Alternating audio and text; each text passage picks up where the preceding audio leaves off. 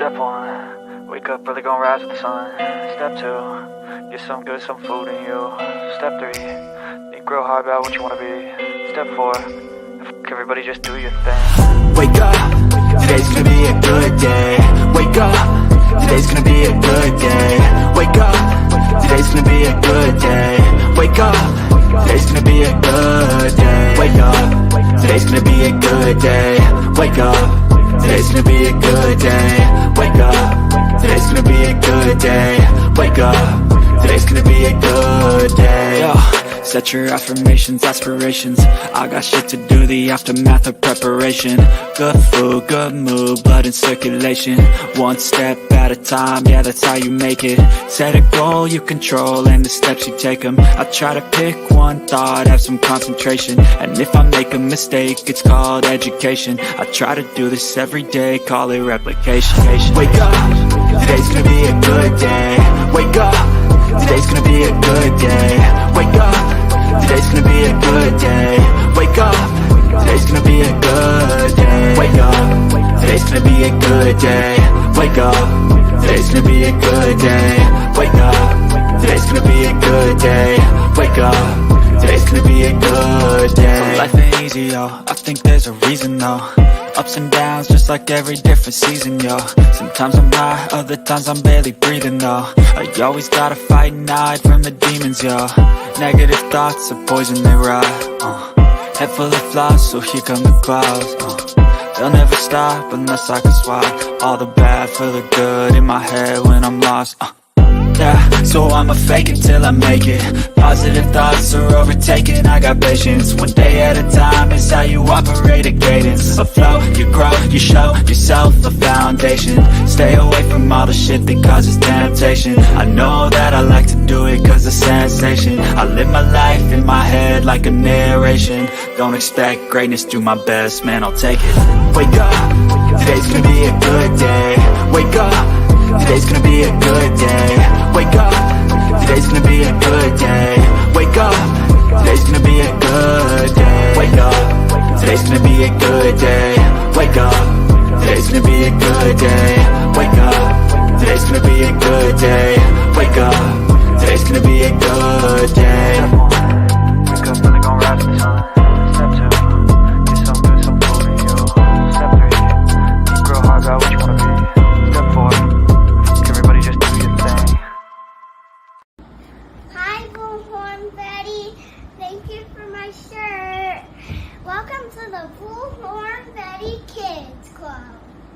Learning today that 2 have been arrested in connection with the triple homicide out in San Antonio, Texas. This is the case of Savannah Soto, Matthew Guerrera, and their unborn child, baby Fabian. They were gunned down and dumped at an apartment complex and were located on December 26th. It was a heinous act. It was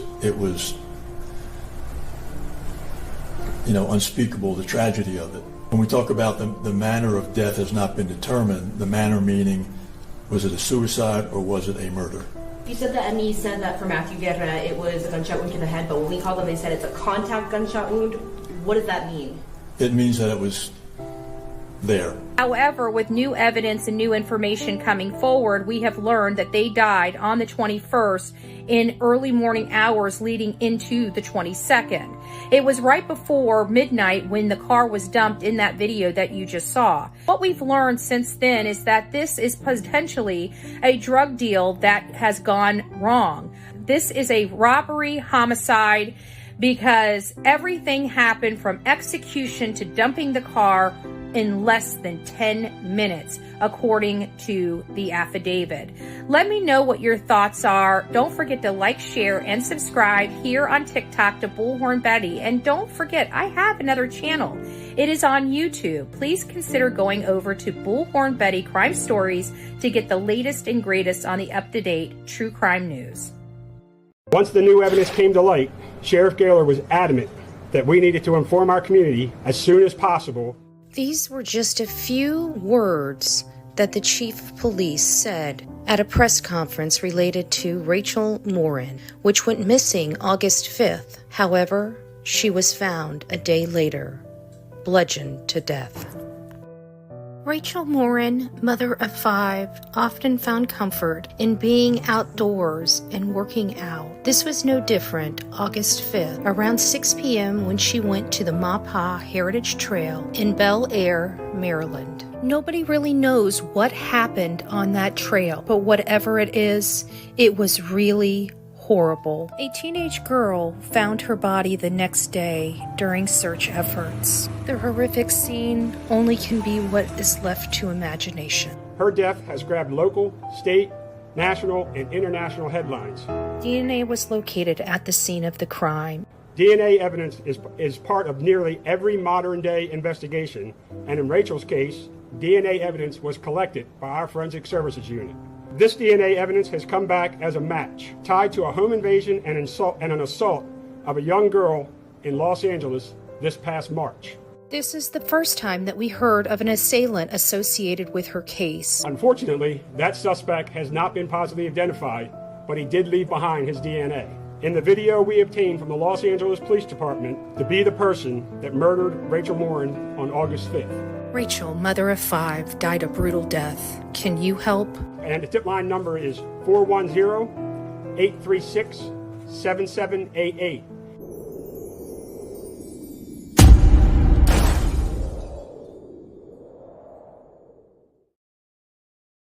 Hey guys, Bullhorn Betty here. This is Layla Santanello. Many of you know now that I am in Kingsport, Tennessee, trying to find answers. This is the last place that Layla Santanello was seen. She was seen here on June 26. Witnesses actually saw her at this hotel. She was distraught. She was only in a white tank top, black leggings, and no shoes. As you can see, this hotel is surrounded by woods. We're going to be going out there and searching for her. Law enforcement is coordinating their searches around Eastman Commons, which indicates to me that law enforcement hasn't received any information that she left the nearest vicinity to this place. We know she was here. We know she slept in the woods somewhere here. Hey guys, so I'm out here in Kingsport, Tennessee. We are searching for Layla Santanello, beautiful 21-year-old mother. She has a daughter. And the reason why I'm standing at this field is because earlier today we met with this gentleman who was down further this way. And we did find out from this gentleman that her boyfriend was searching for her the next day, the day that she vanished. He saw her in this field looking for something. He saw her around between 7 or 8 a.m. in the morning. Is that it? Wait, what did you find? It's a needle. A needle? Hypodermic needle. So we found this area that appears to only have one person, but that looks like female clothes there. And this looks like male clothes here. But this looks pretty clean. This doesn't look like something that's been out here too awfully long. We took that information and we started backtracking it. We knew that she was here. We did hours and hours of searches yesterday, all through the woods out here. And from the creamery, from Five Below, we tracked it back to this building here. We talked to somebody at this building that did see her. And he said about 7:30, 8 o'clock in the morning, he saw her kind of spreading apart all this tall grass behind me as she made her way over to that location. He had asked her, are you looking for something? Do you need something? And she did this, like she needed a cigarette. He said that she came from over here. This is a wooded area right here behind AmeriCorps. And we also learned from the same witness that her boyfriend was looking for her. He called her his wife, but he was looking for her. So, I'm not sure how I feel about that right at the moment. This is not looking good. I'm hoping that, this is not going to turn out bad. But I have to say, nobody has heard from her in almost 2 months. No social media activity, none of her friends, none of her family. She literally vanished into thin air. 2 separate tours, many, many hours, and many days of searching for Layla Santanello. We searched high and low. We searched all over Kingsport, Tennessee, and we did not locate her anywhere. And anyone and everyone we spoke to has not seen her since the day she disappeared. We searched abandoned houses and any place we thought she would be. Her family has been struggling so much to find answers, and they have been met with lies after lies after lies from a lot of people that proclaim to be this young lady's friends. And for the family members of these people that know what happened to her, it could have been your daughter. It could have been your granddaughter. You need to ask them to stand up and speak up. Because at the end of the day, all I really want is my daughter home.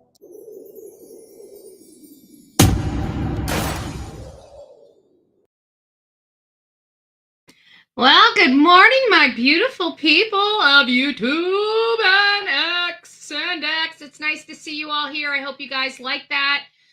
Just trying to update some content and get that out to you guys. I hope everybody's having a wonderful Sunday. For those that joined us this morning for church, thank you. I just want to check my volume. Is everything, is it fine? Is it too high, too low? I've been trying to work on it. Especially with our, is that loud enough? Is it not loud enough? So just want to make sure before we get started. We've got a lot to go over. Perfect. Okay, great. It's nice to see everybody here this afternoon. I know, well, it's kind of morning, almost about to crest over in the afternoon. Speculation Station, the first in the house. Good morning, Love Bug, followed by November Rain. Our beautiful Sonia is in the house. Good morning, Angie. Cool Gamer, it's nice to see you. Miss Lee, mom of 3. Susan, Stevie's mom, it's nice to see you, love. Michelle Lynn is up in the house. It's nice to see you. Good morning. Sweet Misery saying, hey. Hey. If you guys don't know, Sweet Misery has been doing a lot for the Turtle Boy story, and she had a beautiful trans parent. Her name was Ashley. Come up on panel to tell us some, past behavior, stuff that, we may not have known. Maybe you don't know. It's not to knock the avocation for the Karen Reed case by any stretch of the imagination. It is strictly just his behavior when engaging in those behaviors and in those activities. It seems like he has this pattern of going overboard. So we're just trying to show everybody everything, so everybody has all the information they need, because in my opinion, if you're going to work with somebody that's advocating for a cause, you need to make sure that they're coming from a place of a good place. And I just feel from what I've been seeing that, maybe Turtle Boy maybe if he was coming from a good place at some point in the past, it seems like that's got skewered a little bit. And hopefully he can get back on track on what his true mission is, because the behavior he's been exhibiting for the last several years is just atrocious, in my opinion. And I think that was showcased with Ashley and her story about what she had to go through. So at any rate, if you'd like to get over there, please go over to Sweet Misery and check out that content. And it is supported by a plethora of evidence, legit evidence and findings. So again, it's not just word salad. It is substantiated, and definitely think everybody should take a look. It's nice to see you. Don't forget also our beautiful Sonia. She's been doing her thing on her channel as well. You want to get over there. She's been really supporting a good, wholesome station, and she's been advocating for Layla Santanello as well as other more meaningful causes, to say the least. So get over there, sub her up. Mike Stevens, Big Back Mike, is up in the house. My beautiful Jen. Good morning. Good morning. Good morning. Who else do we have? Do I have to put my glasses back on? I'm becoming old as dirt. I don't like this. I'm squinting. It's going to give me headaches. It's going to give me wrinkles. No. Thomas, it's nice to see you this wonderful, wonderful morning. Good morning, Pete, up in the house. Nice to see you, Laura Dawn. Good morning, everyone. If I missed you, Bookworm, I see you. Who else? Am I missing anybody? Pebbles, our beautiful Pebbles. Linda Lou, thank you. And I did get your commentary. I think you've been spot on with a lot of stuff, as well as It's Me Too. She's been, oh, look at that. I'm smitten. Beautiful Huntress is up in the house. It's nice to see you, Love Bug. I hope you are doing so well. Tippy Toe, nice to see you. Else, our beautiful guidance. Our beautiful guidance is blessing us with her beautiful presence and aura. It's nice to see you, Lovey. And Mr. Pokey's Grammy, it's nice to see you as well. So I don't really want to take too much time because this is such a long, drawn out process, much like yesterday. Yesterday was 3 hours. It was like, it's really, when it comes to stuff like this, where we're going to be designating like 3 hours to a story, it's one of those things where it's like, okay, we know this is going to be drawn out. So this is really, truly for the diehards of the Alec Murdaugh saga. So if you are an Alec Murdaugh saga diehard, ride or die fan, then this is going to be it, because we're just kind of, dissecting everything. And this is the first time we've had an opportunity to see what Buster said when he wasn't on the stand. We all kind of heard the testimony. For all of us that were watching the trial, we all heard his testimony on the stand. We're actually going to go back to that hour and a half of his testimony and preview it again. And we're going to be, because we heard from the interrogation, I'm going to call it an interrogation, okay? We're going to have one that's it's his testimony and one that's his interrogation, because I truly believe that was an interrogation. He was not there. I mean, he was probably there as a witness, but and being interviewed as a witness, because I think it was easily proven that he wasn't anywhere near the home at the time that this had happened. For those that are new and like, who in the world is Alec Murdaugh? What are you talking about? I am so confused, right?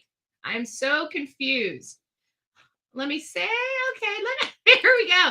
So thank you, Sweet Misery, for donating one gifted Bullhorn Betty membership. If you received your membership from Sweet Misery, please tell her thank you. And that was followed by Jen. Our beautiful Jen is up in the house and has gifted another beautiful Bullhorn Betty membership. If you received that, please tell her thank you.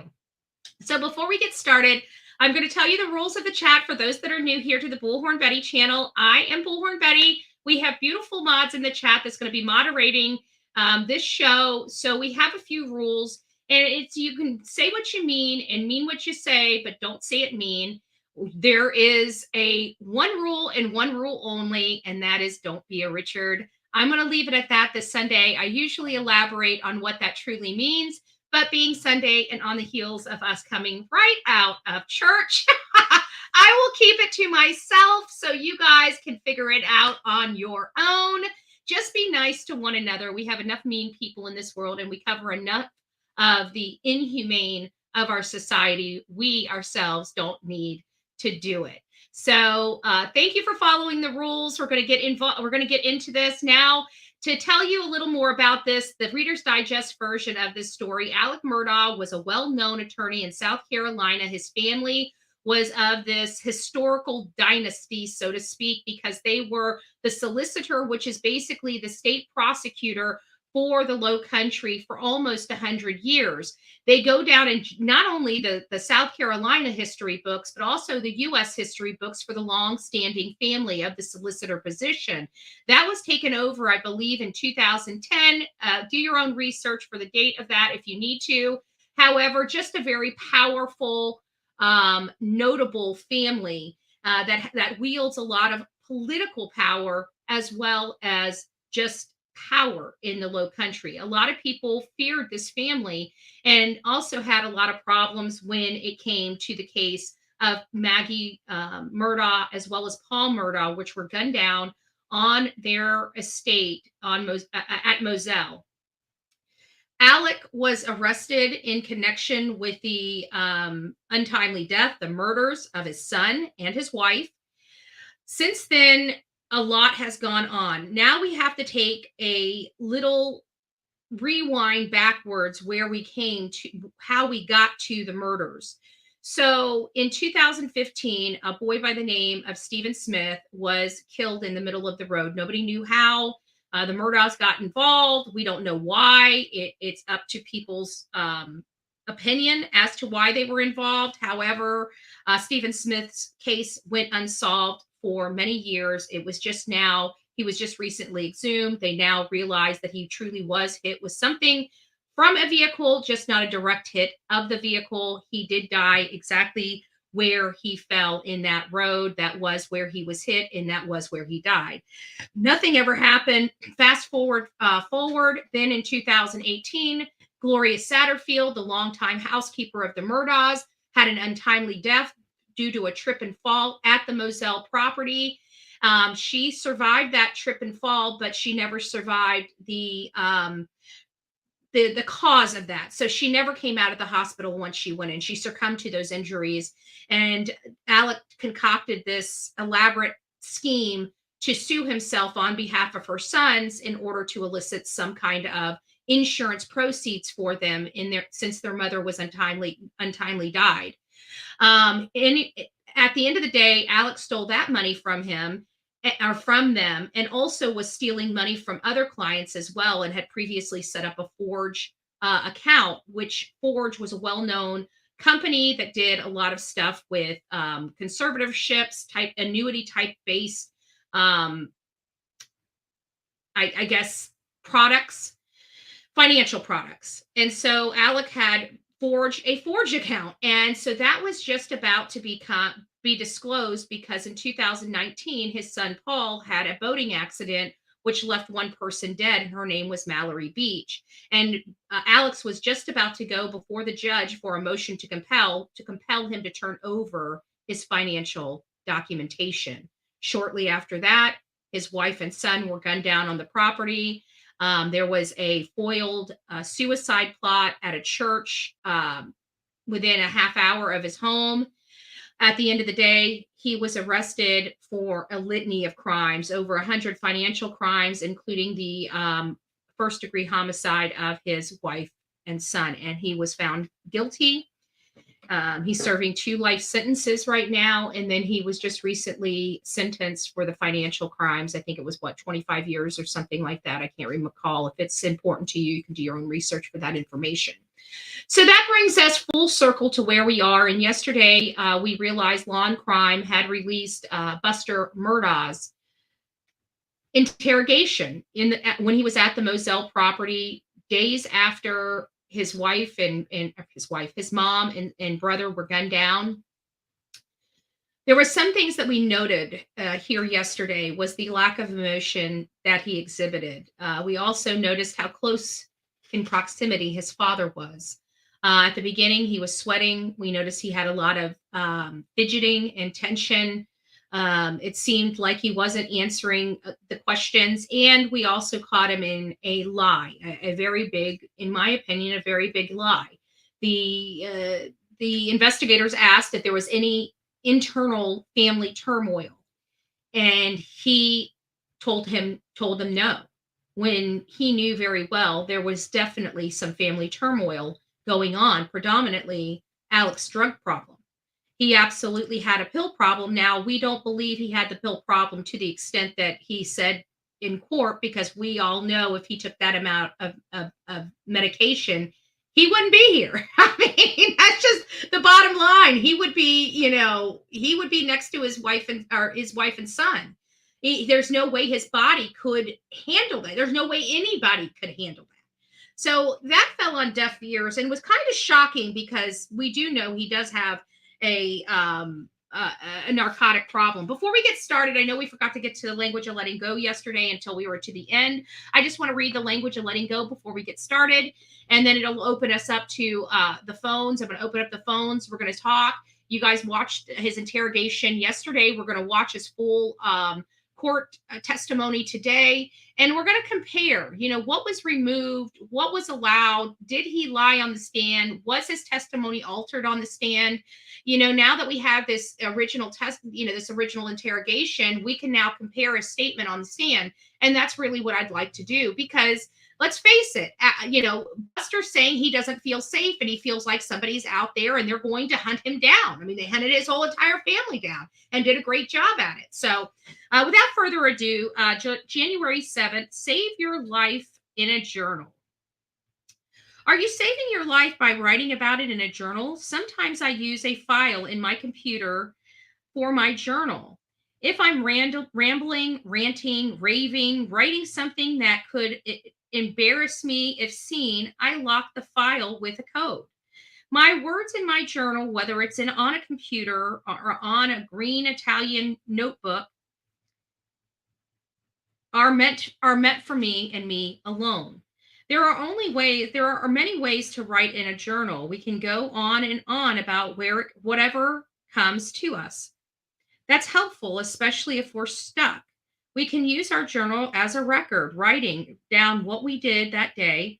It's a good place to write our goals and explore our fantasies and our dreams. We can write poems or short stories. We can write letters to God or our guardian angel, asking for advice, or we can just say whatever happened that day and then write how it feels.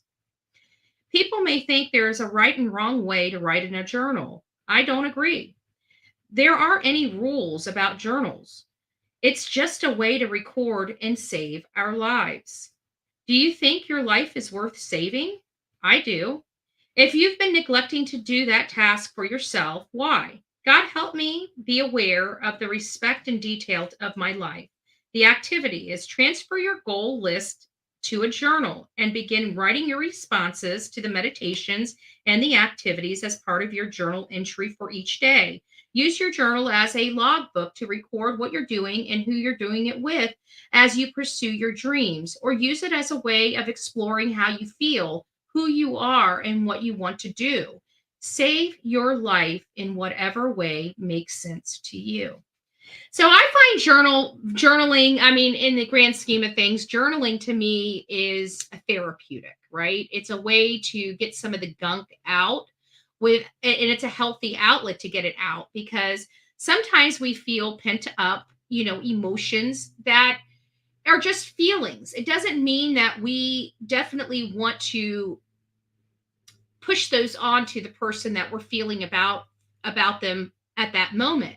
So by journaling and getting all those, emotions and anger and frustration out on paper, we're able to now deal with that person much better and salvage whatever relationship we have with that person. And it's a great tool to use. So if you're not journaling and you're having some problems, or you're not having problems, just capture your life, save those moments, save those entries.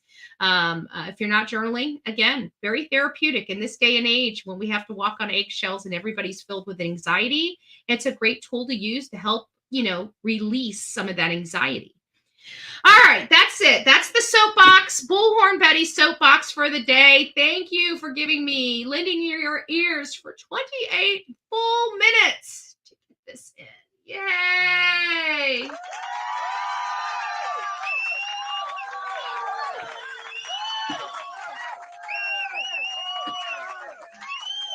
don't know. It's just something about hearing cheers that just make you happy. Isn't that right? Just like whenever you hear laughing, you can't help but not to laugh, right? Like even if it's a bad joke and everybody starts laughing, you laugh. All right, watch. Oops. I bet you guys laughed. See, I know. Okay, I'm done. Without further ado, let's get to the testimony that Buster said on the stand, and then we'll start working. I don't know if we'll have time to compare the two today. We'll try. We'll see where we are. We see how many times I got to stop and and go over this stuff, okay? We'll see. All right.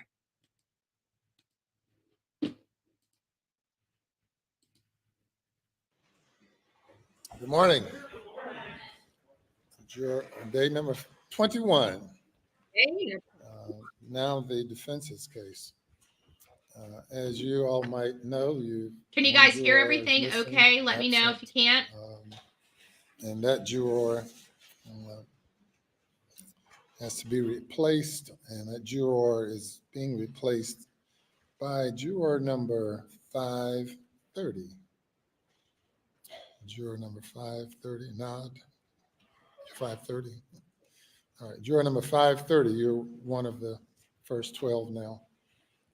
Participating member of the regular jury panel. And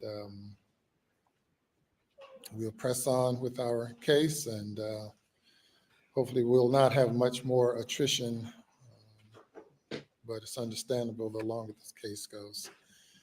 So basically what that means, to let you guys know, the reason, if you guys weren't following this case, let me just give you a little context. So during this trial, there were actually, 18 jurors selected, because this was going to be an extensively long trial they anticipated. So 6 to 8 weeks. A couple of the jury members basically said, I can be here for a couple of weeks, but I can't. So they had to have alternates. So they ended up having 6 alternates. And so through normal, they can't stop. If a juror is sick or comes down with COVID or gets the sniffles and can't come into and do their duties that day, the trial still has to go on. So at that point, that juror's done. They have to move an alternate into that juror's spot. And so that juror's then dismissed. So you have to have additional jurors there for anything that may come up that you didn't anticipate. You got to have somebody that's been there from the beginning. So that's why they have the alternate jurors. And in this case, we had 6 alternate jurors. And this is one where one had to be removed for whatever reason. We know some of them. I don't know if this is the egg lady one or if this is the other one, but either way, this is what was going on that day. This case. Thank you, Your Honor. Defense will call Richard Alexander Murdaugh Jr., also known as Buster. I'm going to turn my microphone off so I don't make any noises while I'm drinking coffee, pouring coffee, typing, researching, whatever I'm doing. I am listening, and I will stop it, and we will elaborate on certain things. But this is Buster. This is the only surviving relative of Alec Murdaugh, because Alec Murdaugh gunned down his wife and Buster's brother, Paul. Adjust your chair and your microphone. And if you'll state your full name and spell your last name. Richard Alexander Murdaugh Jr., Murdaugh. I go by Buster.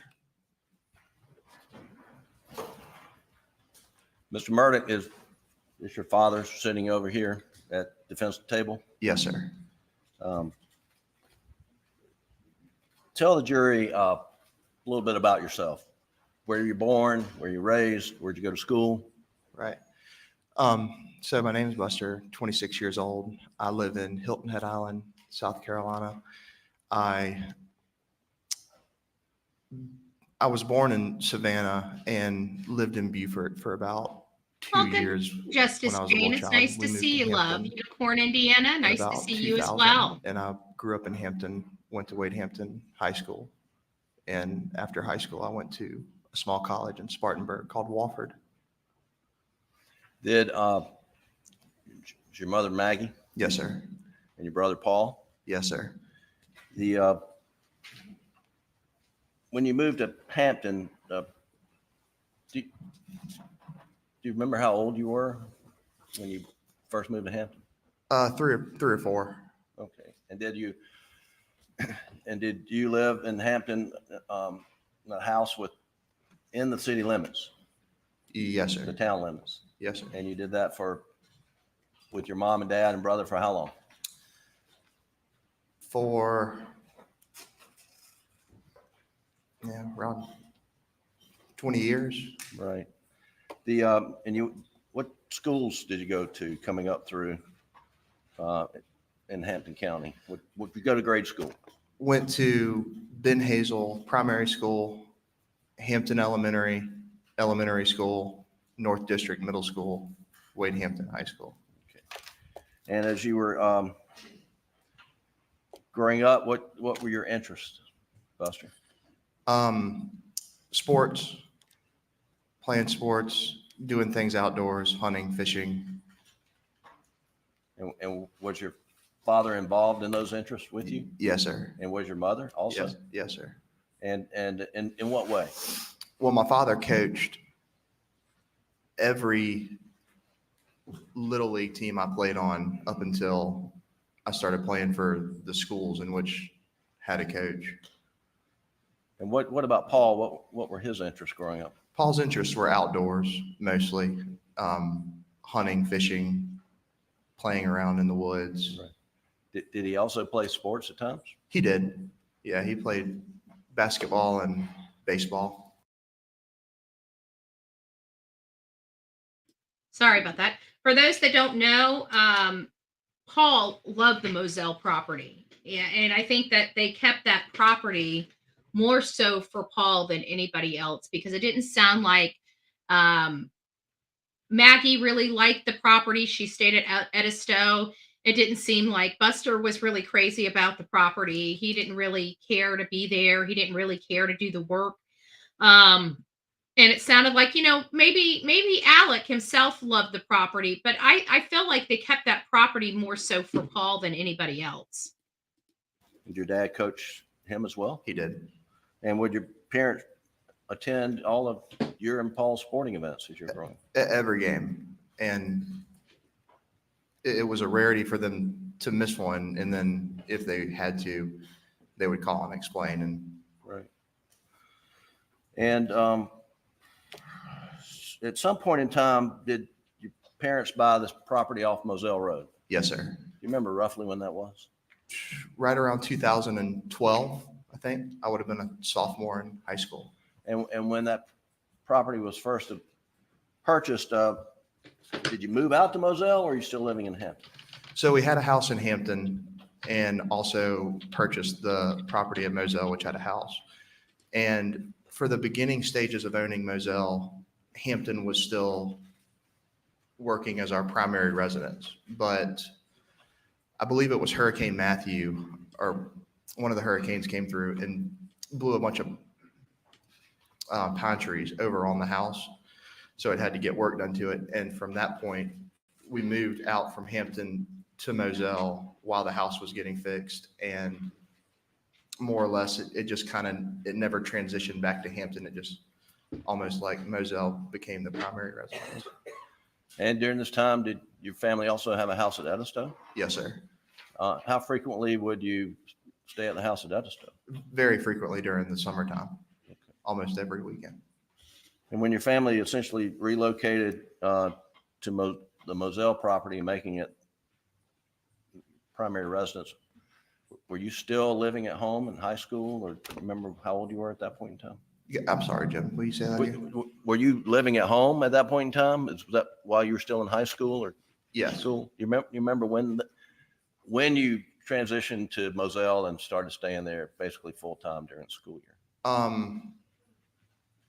So when I was still in high school, we were living in the Hampton house, and then I'd gone off to college. Okay. Which is when the stuff happened, and they moved out to Moselle. So yeah, I was living at college. And when did you go off to college? 2014. Okay. So sometime after around 2014, family relocated. So it sounds like he didn't really stay at the house at all. I'm not sure if that's what he's alleging, but he said I don't think he ever really stayed at Moselle. That might be a lot to do with it too.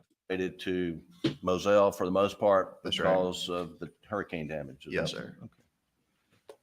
Tell the jury a little bit about the Moselle property. I know they've heard a fair amount, but I think you probably know it better than anybody. Yeah. So the Moselle property it's roughly 1,700 acres. And a lot of that is really not even accessible. It's a lot of swamplands, a lot of stuff that you just, no road systems or anything like that. But a big portion of it is has road systems and everything. And it's a big property. It's broken up into several different parcels that border each other. And, we have 20 some odd deer stands, dove fields, duck ponds, just all over the property. So What type of hunting did you and your brother and your father do at Moselle? everything: deer, duck, quail, dove, hogs. You have a duck pond? We have a duck pond. Okay. And the hunting was, did you have a lot of friends come out and hunt as well? Yes, sir. Okay. Now the jury has seen a aerial view of the property, and there's a main house, there's shed, kennels, and then there's a house sort of right on Moselle Road. What do you call that house? That's the cabin. The cabin. And did you live in the cabin with friends over summers at some point in time? I did. The summer of my sophomore year, after my sophomore year, me and two of my buddies lived in the cabin. Okay. And who are those buddies? Nolan Tootin and Rogan Gibson. Okay. And the so we can get more of this. We've heard about hogs and pigs on the property. Can you tell the jury a little bit about that? About the hogs? Yes, sir.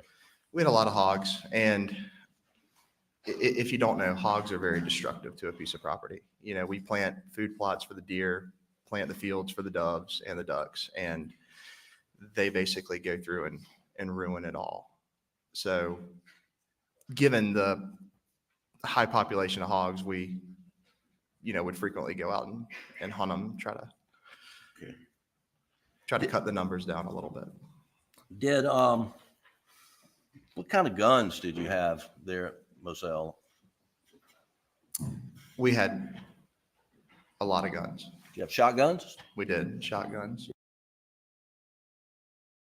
Sorry, we're gonna just take this back because it panned over to Alex's face and he almost had a smirk on his face. So we're just gonna listen to that again. We're gonna listen to that again. So, what type of hunting did you and your brother and your father do at Moselle? And also, he didn't elaborate in the original, but they didn't ask. They didn't ask, they were asking, what did you hunt out there? Did you have any problems with anybody? He said, no. And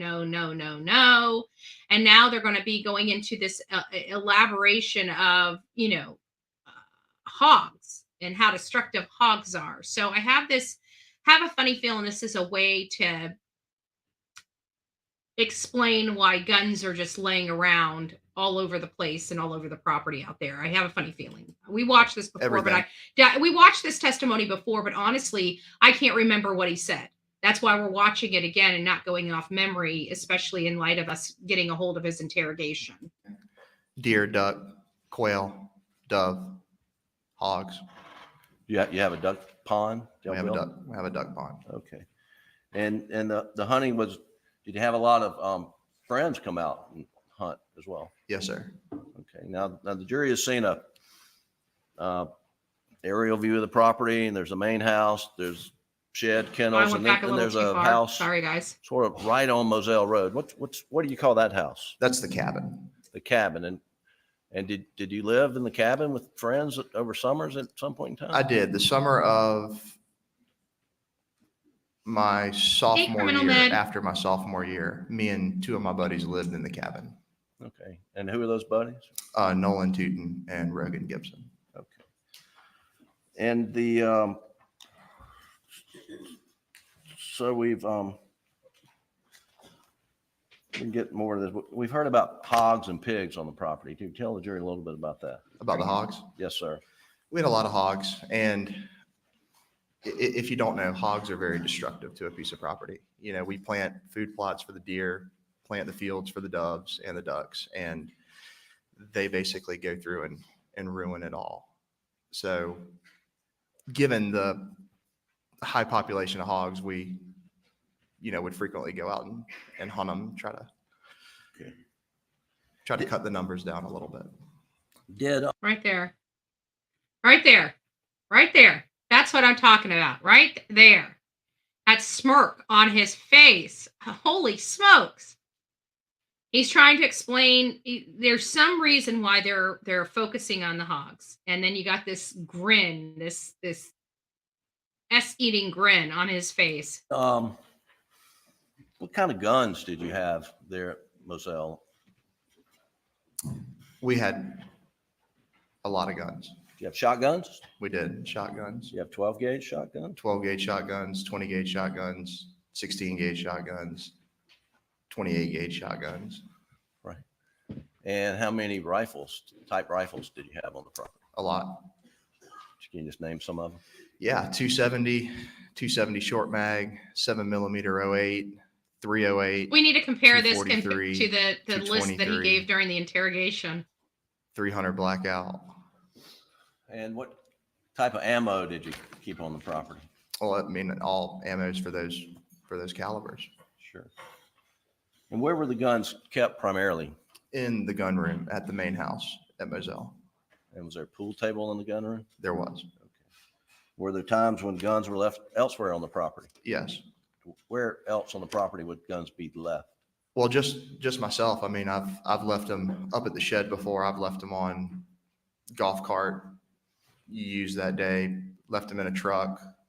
I mean, guns would just not always find their way back to the gun room. How about Paul? How was he with securing guns? Not good. What do you mean by that? He would, Paul left guns. I mean, call me a little crazy, but isn't there something where Buster said yesterday, we'll have to go back. This is going to take a little bit because I'm going to have to go back to the hour and a half interrogation and then go through this again. But I'm pretty sure, like, even the guns, they had him list the guns that he thought that they had at the house in that interrogation inside that vehicle. And I'm wondering if that matches the list that he said here.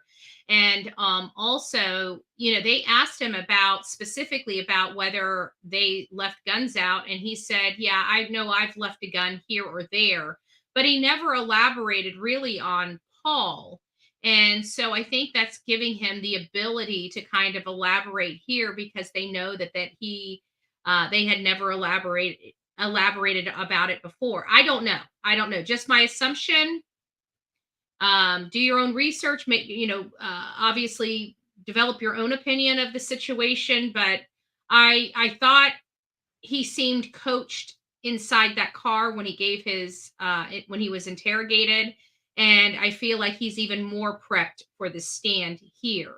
So does he know more than he's saying? Does he really believe his father didn't do this? Or is he just being a good son and trying to help his dad out? Guns probably more on the property than anybody else. And let's go back and listen to that. And sometimes else. And he would... Paul left guns probably more on the property than anybody else. And sometimes sometimes he would use my gun and then he would leave it and then I'd have to track it down. Right. He never said that in the interrogation. Paul carried guns in his truck. He did. I thought he specifically said, we'll have to go back because I thought he specifically said, they asked him if he carried a gun in his car. And I'm almost positive that they asked him if he was informed or knew whether or not his brother did, but I could be wrong about that. Locked up? No, not all the time. Did at some point in time you and Paul receive 300 blackouts for Christmas? Yes, sir. Do you remember roughly, was that 2016 or 2017? Sounds right. Okay. He said 2018. And what color was your 300 blackout? It was black. And have you been sitting in this courtroom during the entire trial? Yes, sir.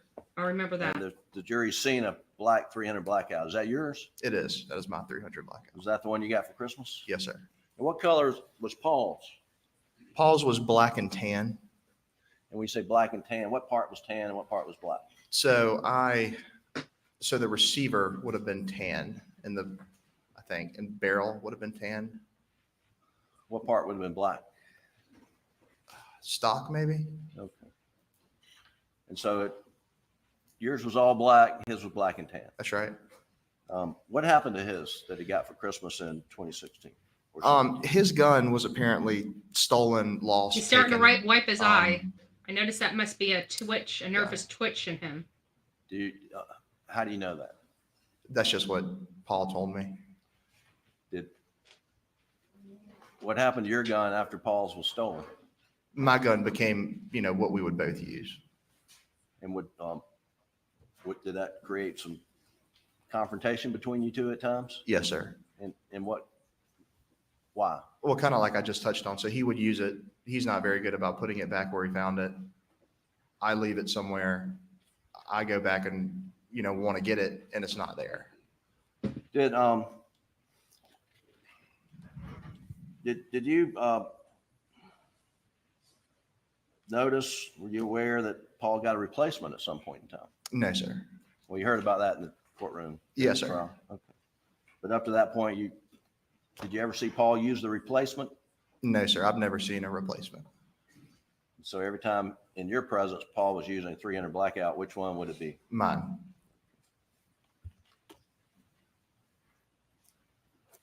There's, I'm not going to pull these guns out, Buster, but there's been just discussion, and the jury has seen a 12-gauge Benelli with a Mojo sticker on it. Whose gun is that? That's mine. And what's Mojo? Mojo is a brand of decoy. It's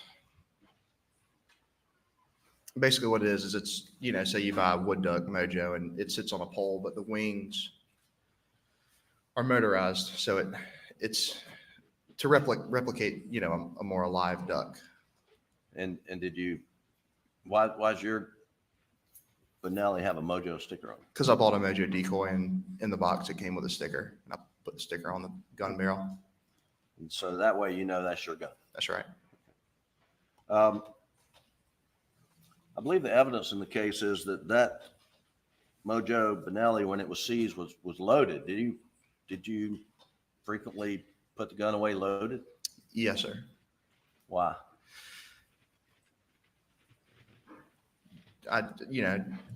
Knowing that I might need it again at any point. Okay. I have to be honest with you. Just FYI, like my gun is loaded at all times. It's got its safety on, but my gun is stored loaded. So I don't really know what this question was about, but I can see that. I can see it because I do the same thing. Just, put it back on the shelf. I kept the safety on. Okay. And I think it was loaded with a 3-inch and a 3.5-inch turkey load. Do you remember that you would load that gun with a 3-inch and a 3.5-inch? Yes, sir. And why would you do that? I do that because when I go turkey hunting, the goal is to, get the turkey close to you and shoot it in the first try. But if I were to miss and the turkey goes running away and I try to shoot it again, I put a bigger shell, larger shell behind the smaller one for that purpose. Okay. And that's something you commonly did? Yes, sir. Did you ever load in a 12 gauge, 20 gauge, 28 gauge, a buckshot followed by a bird shot? No, sir. I've never done that. Have you ever known anybody to do that? No, sir. Do you know of any reason to do that? No, I can't think of any reason to do that. And specifically, have you ever loaded in any gun a buckshot followed by dry lock, steel, waterfowl pellet? I have not. You know anybody to do that? No, sir. You know any reason to do that? No, sir. Okay. But the question is, did they have those types of bullets on grounds? And if so, why? If they don't use them like that. And you ever seen any guns on your property loaded in that fashion? No, sir. Buckshot with some sort of bird shot right behind it? No, sir. And not only that, but who else? Because obviously it is the contention of the state as well as the defense that somebody came on that property and used their guns. So if they're establishing that their guns are already preloaded, then it would have been preloaded to whatever they had in the chamber at the time. He's saying that they don't load them that way. How would the person coming on the property, one, know where their ammunition is stored? And would they have gone and got ammunition to change out the ammunition that's already stored in the guns? Again, this stuff doesn't make sense. It didn't make sense then. It doesn't make sense now, in my opinion. The jury's heard testimony about goings and comings, which way you go in and go out at Moselle. How many entrances were there at Moselle? 2 entrances. And will you describe the 2 entrances? So the main entrance is pretty much straight out of the front door of the house. You would go down a dirt road and then you would come up on big brick columns, and that's what I refer to as the main entrance. But down by the kennels is another entrance, and that one is a little bit different. That one has the mailbox beside it, and those are the 2 entrances. Okay. So let's talk about coming onto the property. Which entrance coming onto the property would your mother normally take? I would say normally everybody took the main entrance unless that there was a reason that you needed to go down the other one, which for her reasons of going down the other one would be the mailbox. And also when we got packages delivered from Amazon, they actually would go to the shed as opposed to the house. So your deliveries would go not to the yellow or whatever white house that you lived in, but down at the shed. That's right. Okay. Now, leaving Moselle, the property, which way would you, Alex, your mom, Paul normally go leaving Moselle? Out of the main gate. And if you're going to Alameda, which way do you turn coming out of the main gate? To the right.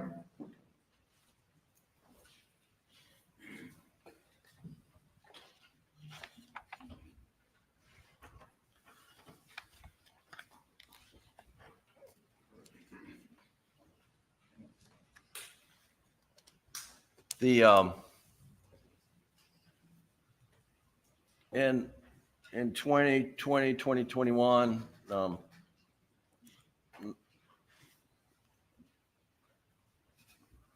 during the summer months, where did your mother prefer to stay? At Edisto. And where were you staying, say, in the spring, summer of 2021? Where were you living? Spring, Moselle.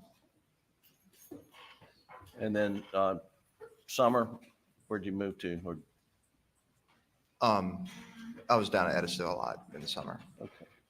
And then and where was Paul living in the, say, spring of 2021? Spring of 20 or 21? 21. Now, maybe I said the wrong thing. In the spring of 2021, where were you living? Spring of 2021.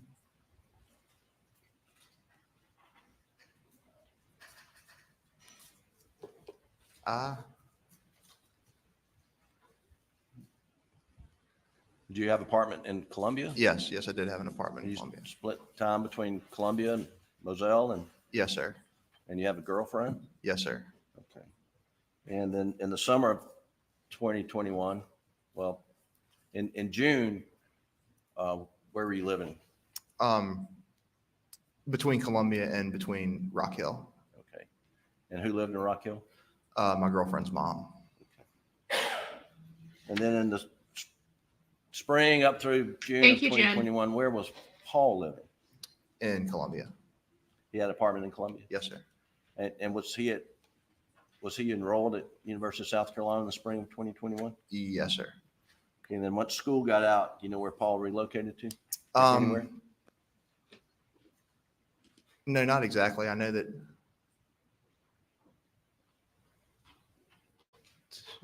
You would think that these would be simple answers. You should have had plenty of time to think about this.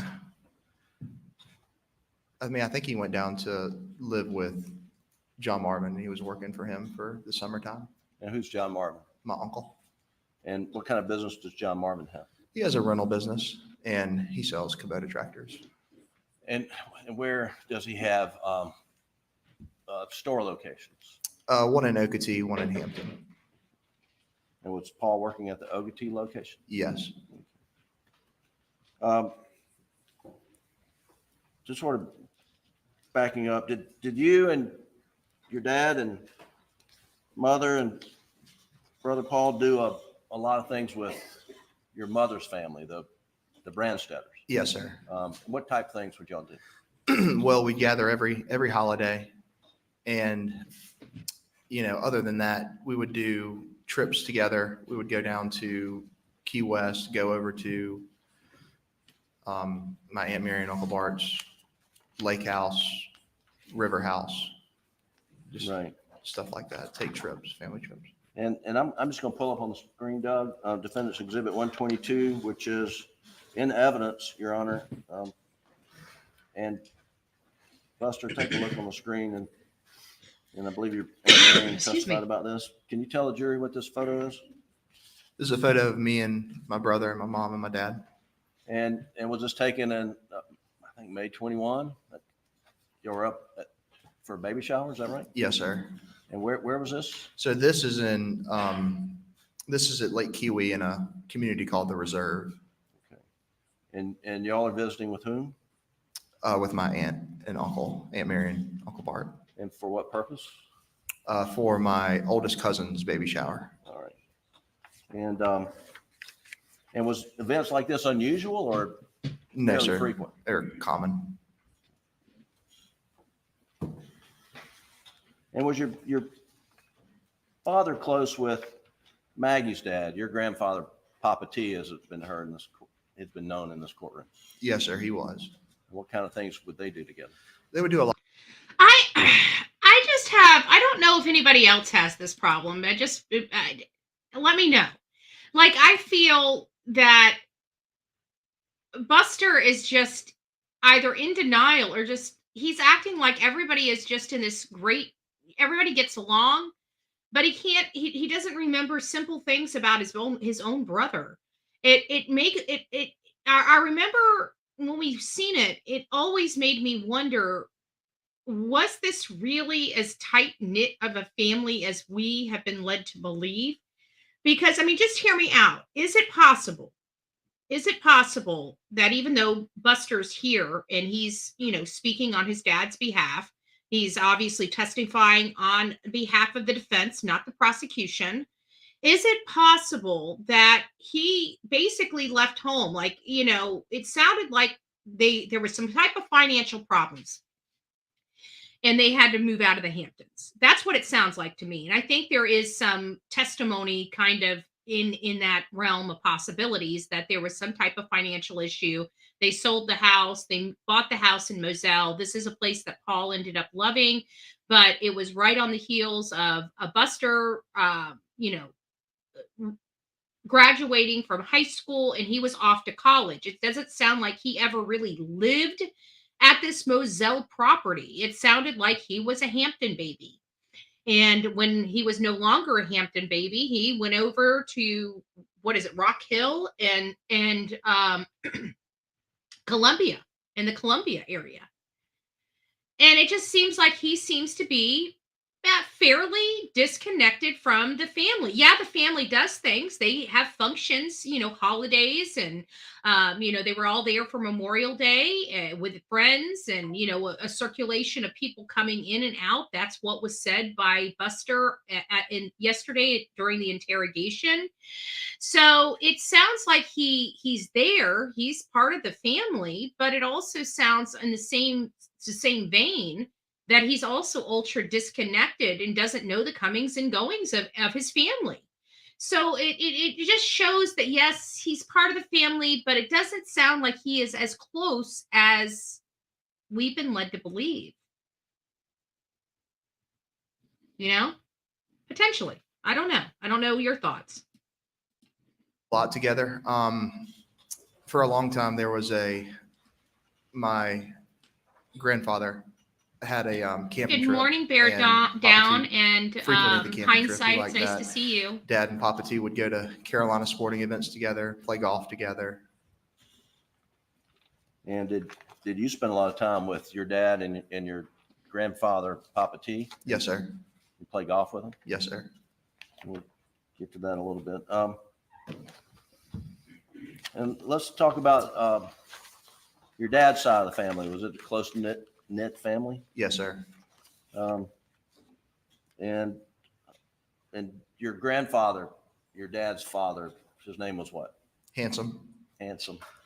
And that was a nickname, I think. Yes, sir. It's what grandchildren called him. Everybody. Well, it started as grandchildren called him, and then all of our friends started calling him that.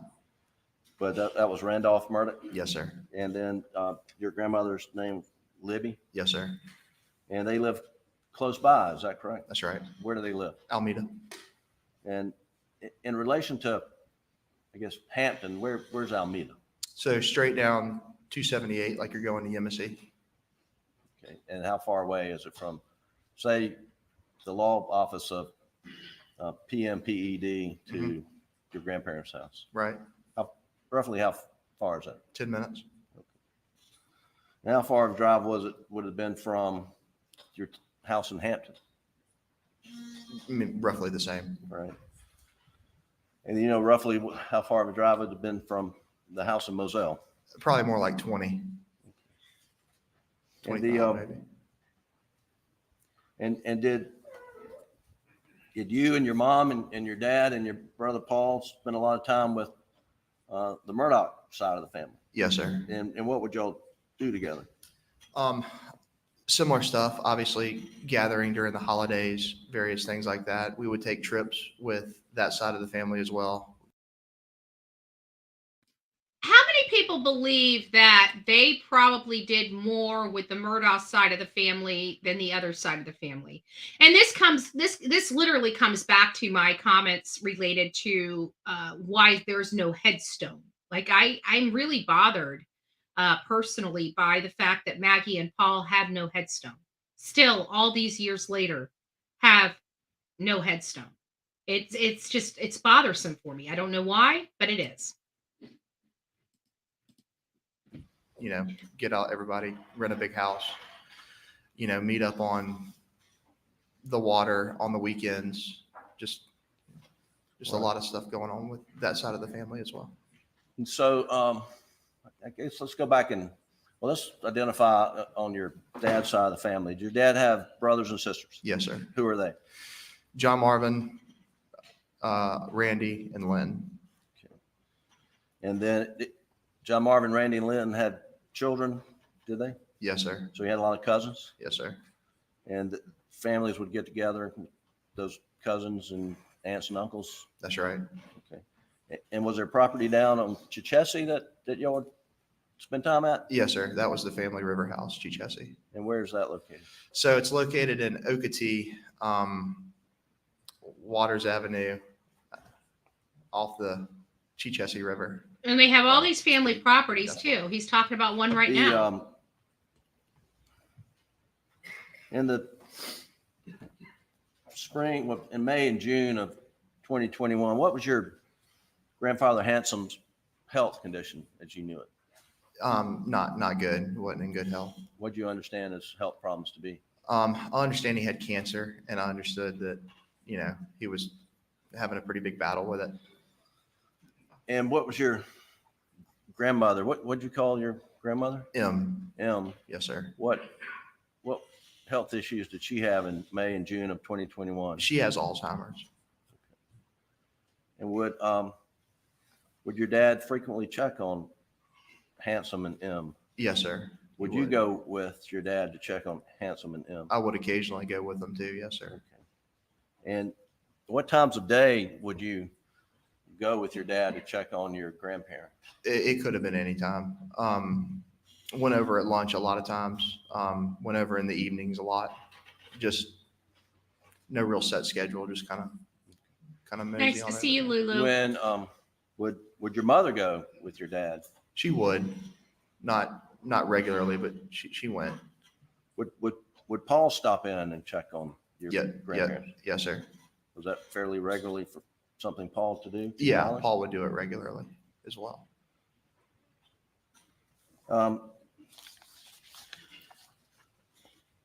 When you would go with your dad in the evenings, and maybe it's not limited to the evenings, where would you park when you go visit your grandparents? For the most part, just like a ordinary afternoon visit, parking, you know, the garage, the carport, But if we went over a little bit later, then we would pull around to the back side of the house and be able to enter through the back door. Okay. I don't believe that. I've never believed that statement. I don't know if I ever will believe that statement, because we had photos of the grounds, the Almeida property, and where he's saying they pull up to that back door, there wasn't a tire print on that grass. And that grass was beautiful and it was lush. So this is one of those things, because they had triangulated Alec Murdaugh's vehicle on that property. So what many of you may or may not realize, I know that not everybody had an opportunity to watch the trial with Alec Murdaugh. During the trial with Alec Murdaugh, they did not have the GM forensic data, the black box that's in most of our vehicles this day and age. And it tells law enforcement when we crank the car up, when we engage that car into drive, when we put it in neutral, when we reverse, when we use our blinkers, when our phones connect to the freaking car. It's a little scary, a little too big brotherish for me, if you really want my truth about it. But I digress. I mean, this was not in the prosecution's hand. This happened, like they had, if I remember correctly, forgive me if I'm off a day or two, but if I recall correctly, I remember them, it was almost like day 1 or day 2 of the trial. And Creighton Waters stood up and said something to the effect like, we never received any GM documentation. We never received this. We never received that. So we don't have it to go on. And then it was like the very next day, that night, they had this paperwork, this GM paperwork during trial. They did not have it prior to trial. And so they gave it over to the defense, and the judge allowed it in because he was giving the defense plenty of time to review it and challenge it before they got to that point in trial, because it was newly discovered information. It wasn't something that was withheld from anybody. It was something that wasn't fulfilled by GM in the discovery process that they obviously turned over. So at this point, they now know that Alec was at that property and where he drove his truck on that property. It's pretty interesting how almost pinpoint they are. They even knew when he left Almeida, he stopped at the gate and got out for 2 minutes. He came to a complete stop there for 2 minutes. And, if you think about it, if you timed yourself, 2 minutes is a really long time to be sitting there. Usually if cars are coming and you're trying to get out, by 2 minutes, you're pretty frustrated by having to wait so long. So it was a significant pause right there as he was leaving the Almeida property, which Almeida is Alec Murdaugh's mom and dad. And this is who Buster is referring to as handsome, which is, Randolph Murdaugh is Alec Murdaugh's father and Buster's grandfather. So I just wanted to give you guys that context, because we're not hearing this. The way he's explaining it might confuse somebody. So now he's talking about them going around to that back door. And I'm saying it doesn't seem plausible to me, because if they did that often, you would see tire patterns in the grass. The grass is lush. You would see it. There's no ifs, ands, or buts about it. There would be clear patterns of tire impressions that go up to that back door, and there are none. And what's at the back side of the house? So when you walk in the back side, it's like we call it a sunroom, but it's, a dining table. It's got a TV in there. And then that is right next to the kitchen. And then if you're in the kitchen and you go to the right, I agree, then that's where Reggie. my grandparents' room is. Doug, if you could pull up page 38 from State's Exhibit. Big Mac Mike, calling Big Mac Mike to the front of the room, please. Big Mac Mike, I just want to let you know, you missed something, because this is pretty telling. I think now that we're reviewing these statements that Buster's giving, I can tell you now, I feel like and I agree with you, Reggie, it's been rehearsed. And I believe he is intentionally and willfully misrepresenting facts to help his father at this point. I absolutely 100% believe it. 524, please. That's in evidence.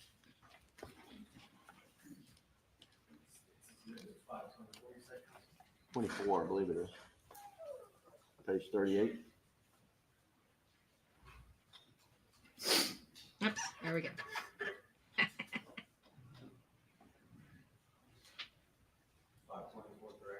Yes. And that's page 38. Hey, Paralegal Liz. Nice to see you. So, Buster, this is from State's Exhibit 524, which is evidence. Which okay. So I'm going to pause this. GPS. This is what I'm talking about. Look at those. Can you guys see that? Hold on. I may have to back it up. Here, let me back it up just a little bit. Let me look at that. They have pinpoint, but see how he goes over here behind the house? Look at all that greenery back there. There ain't no way that's a normal parking spot. There's no way. No earthly way. I don't believe it. I don't believe it. Not without seeing some imprints. And we never saw any imprints of tire tracks on that grass. I'm telling you, I remember this. I remember making this statement back then when this trial was going on. And I'm saying it again. There's no earthly way. I mean, there's I guess a possibility. We believe in possibilities, but not probability. It's not probable. I don't give a I'm sorry. Lulu's Nana, thank you, love bug. Thank you. God bless you. I hope you're having a wonderful Sunday. Sunday fun day, huh? Test data off the OnStar provided from General Motors. And can you see that? Yes, sir. Can you tell us what's that house? So that's my grandparents' house at Alameda. All right. And these dots in the back, and I'm going to point to this line of dots just right next to the circle that Doug drew. Do you see them with the? So I think he's referring him to hold on, to these right here. Yes, sir. I think. Where's that on the property? So that's right off the back corner of the house. Is that a place where you'd normally park to go in the back of the house? Yes, sir. That is where. Have you parked there yourself? I have. Have you seen other family members park there? I have. Is that a customary place to park when you go in the back door where the kitchen sunroom is? Yes, sir. Okay. No, it's not. I'm going to show you some photos, which are exhibits.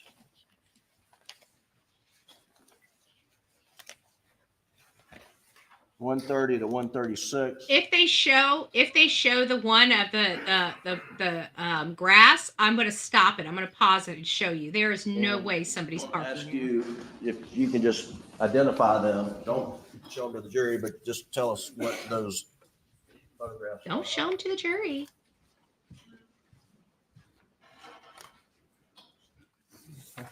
Leaving the witness. Big Mac Mike, you've been fired. No, I'm just joking. I'm just joking.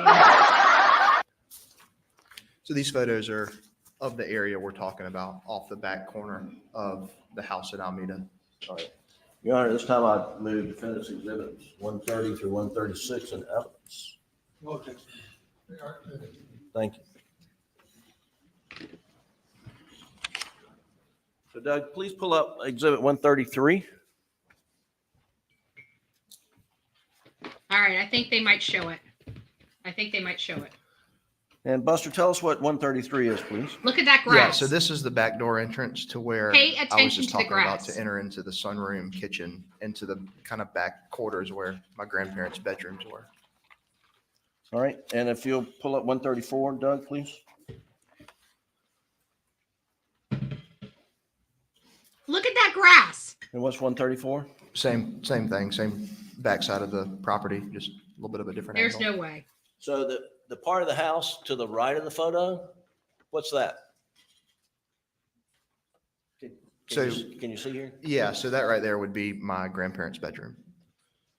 Okay, so that's in the evening, your grandparents would be in that part of the house, is that correct? Yes, So they're saying that the grandparents are over And here. if you went to the garage entrance, what would happen?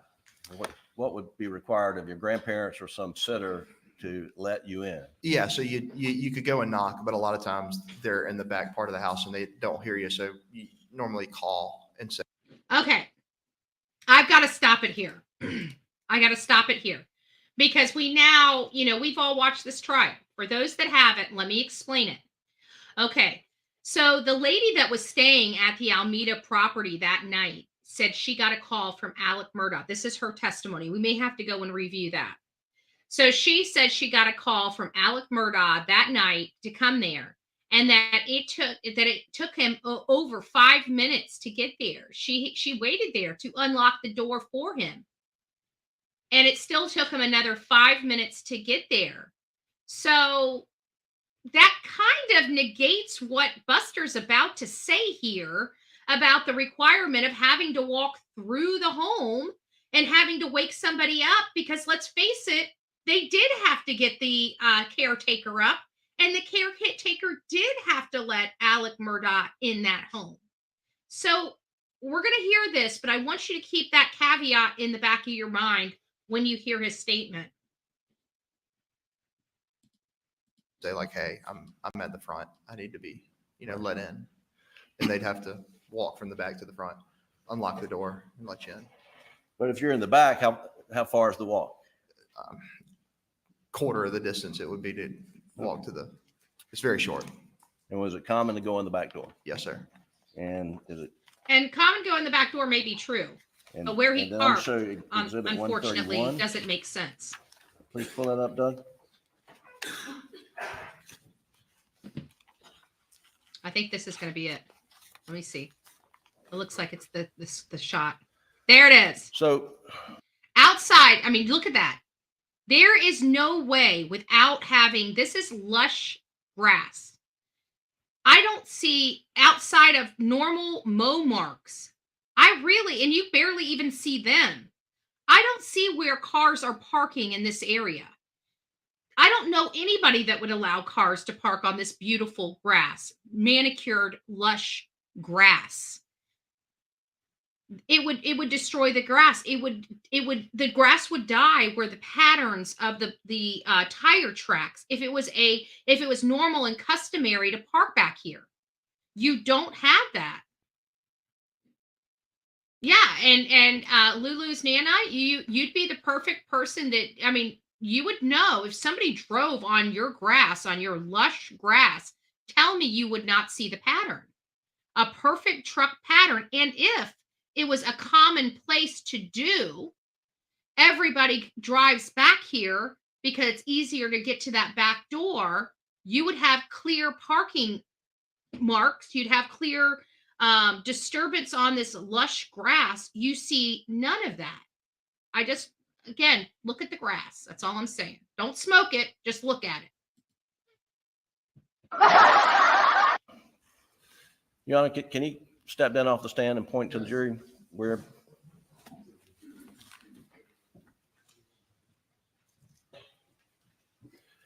So Buster, step aside so that the jury you're not blocking their view. I don't have a pointer, but can you point out in this photo where you would normally park? All right. Yeah, point out to the jury where you normally park to go into the. So you would park, right about here, coming right off basically the corner of the house, and this is the same stairway to go up to the back door. So you'd park in the grass. Yes, sir. And ain't nobody parking in that grass. Satellite dish, or not near the satellite dish? Yeah, Objection. Where would you park in relation to the satellite dish? Yeah, right there close to it. There ain't no way. All right. And that was. There ain't no way. Right by the satellite dish. Okay, let me back this up. Let's let's see. You know what? Maybe I'm blind. Maybe I'm blind. I'm sorry. I don't see where anybody's parking there. Call me crazy. Call me crazy. But if now, granted, I really don't have a whole lot of grass here. I won't lie to you. I got a sand pit. Okay, my backyard's a sand pit. Very limited grass, right? Very limited grass. I mow weeds at this point. I'm just joking, but seriously. So if this grass was here, so I may not know. You may not be the best person to answer this because let's face it, I have a sand pit, not a grass pit, right? This looks like some beautifully manicured yard. I mean, I got to be honest with you. I'm jealous. It is so beautiful. This yard is so beautiful and well taken care of. I'm jealous of this yard. Absolutely, hands down, I'm jelly. I'll admit it. I'll be the first to admit it. Jelly, jelly, jelly, right? But again, show me where somebody's parking on this grass or where somebody has parked on this grass or how it's so common that people park on this grass without ruining this grass. Because I'm telling you, this must be some stinking magic grass, okay? This must be some magic grass that they can just trample all over it with those big old trucks that they have out in South Carolina and never put a mark in this grass, never destroy this grass, never even have a ridge from a tire in this grass. That is some amazing grass. Oops, wrong one.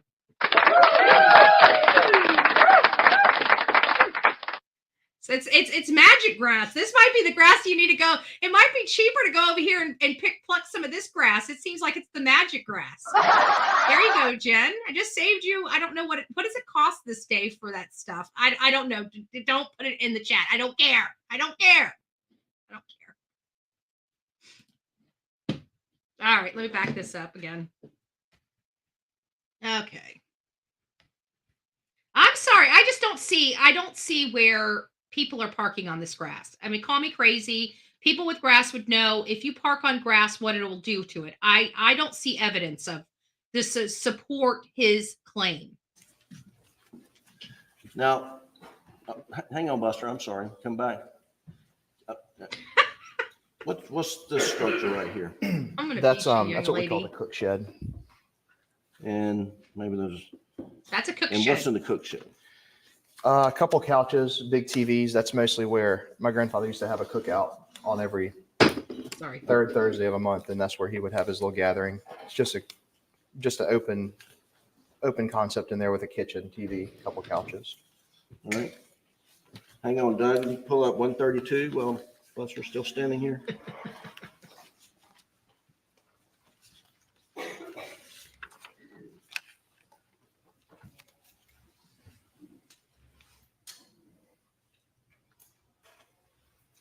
Buster, what's this structure to the right of as you're looking at the cookhouse?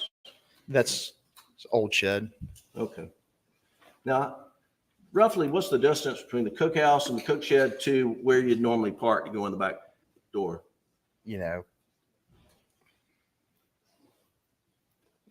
10, 20 yards, maybe. Okay.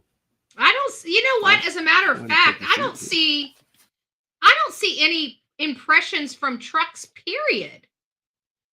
You got a few little lawnmower lines here from a rider. I mean, I see rider impressions in here. I don't know how many of you guys got this on your big screen, but I don't see where anybody's driving on this grass, parking on it. I mean, maybe they've driven on it before to go, if they're carrying stuff, but I don't see it being a common occurrence like Buster is alleging that it is, because if it was a common occurrence, you'd have more of the wear pattern in the yard where you don't. It seems like it's more uncommon than it's common.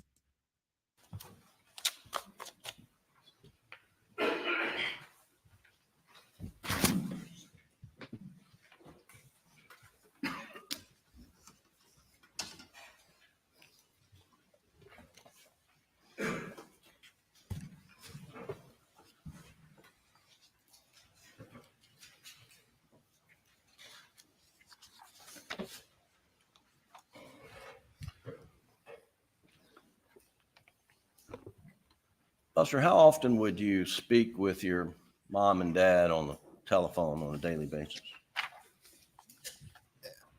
Pretty much every day. Right. And would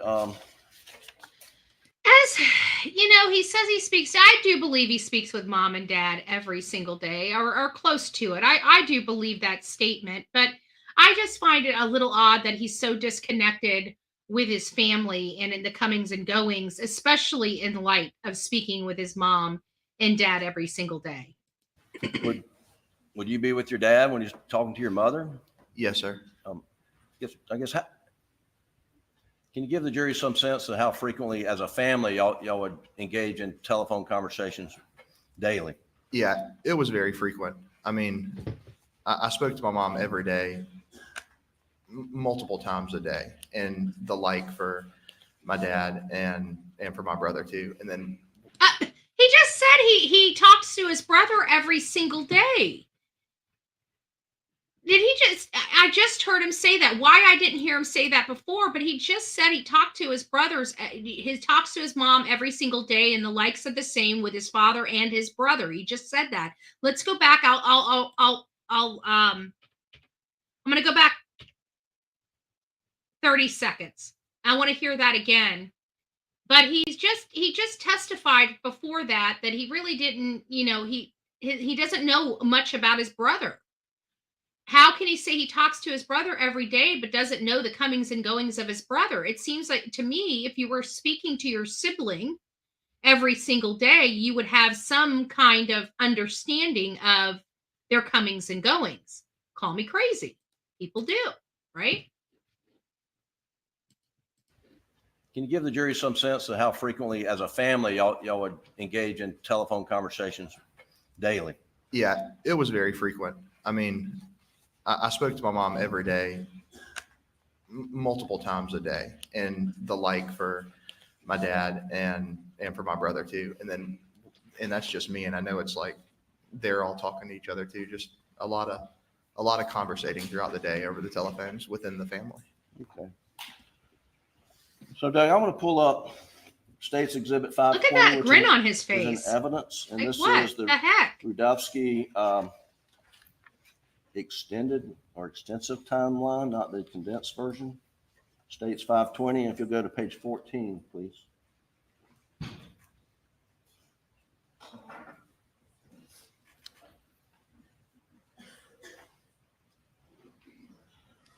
Yeah, maybe. You might be right, criminal. So, Buster, what I'd like to do, and this starts at just at 1:11:10 p.m. It's blurry on the screen, guys. It's not my screen. I've got my glasses on, and it's a blurry print that they're displaying. So it's not anything that we're doing here wrong. It's just a blurry print. You could blow up that first entry, Doug. And this is in evidence offered by the state. That's much clearer. And I just want to go through some of these again. So at 1:10, this document says Paul Murdaugh misses a phone call from Margaret Murdaugh. And then at 1:11:36, it says Maggie makes an outgoing phone call to Buster, answered 1 minute and 22 seconds long. Do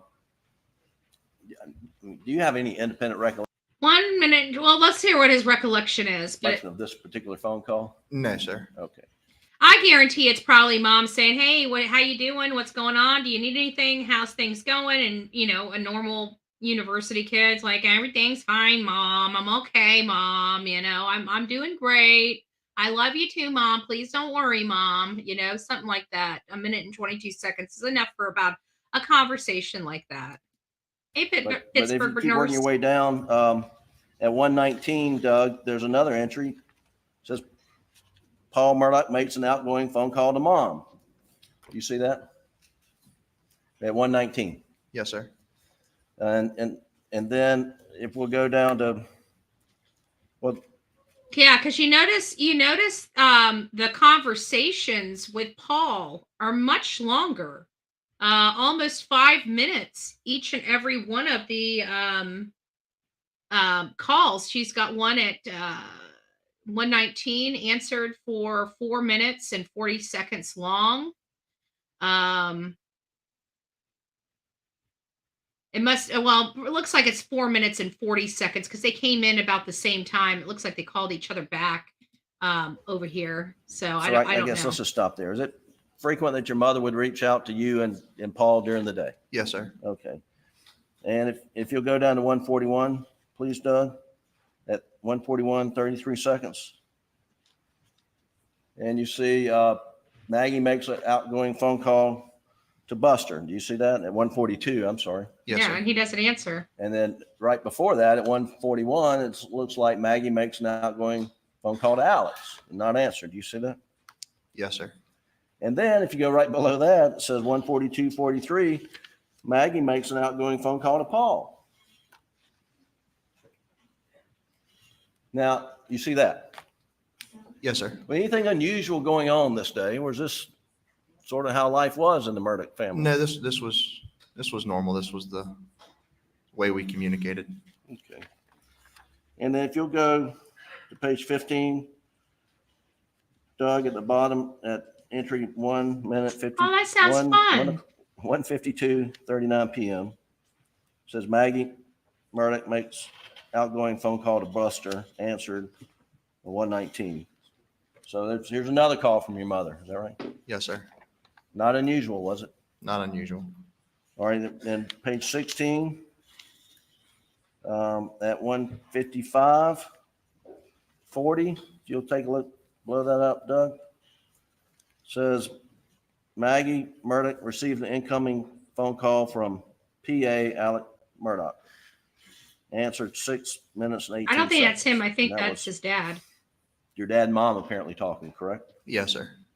And then right below that at 1:56. I just want to note, and it's a mild observation, but an observation all the same. And it kind of comes back to him being disconnected from the family. When you look at the calls made between mom and Paul, they're 4 or 5 minutes long. When you hear the calls made between Maggie and dad, mom and dad, they're 6, 7 minutes long. When you have mom speaking to son, it's a minute and a half. A big difference in the communication between the family members, the immediate family members, just an observation that I'm noticing. 18, there's some instant messages to you about some medication. You remember what this might be about? Yeah. So this was about, I take a medication called Dupixent, which is a self-given shot. And I was up in Rock Hill and I needed to get the medicine delivered to this address here on the screen. Okay. And that's what we were talking about. She was, calling the pharmacy to get it redirected to that address. Normal day. Is that right? Yes, sir. All right. Doug, if you go to page 19 at 3:24:20 p.m. Excuse me, I'm sorry. 3:24:35. Alex Murdaugh received an incoming phone call from Buster. 518 seconds. Sitting here today, do you remember what the phone call was about? No, sir. I don't know specifically what it's about. But just normal. Yeah, just day in the life of Buster Murdaugh. That's right. Talking to his parents. Yes, sir. It makes you wonder why this call log, this entry was deleted out of Alec's phone.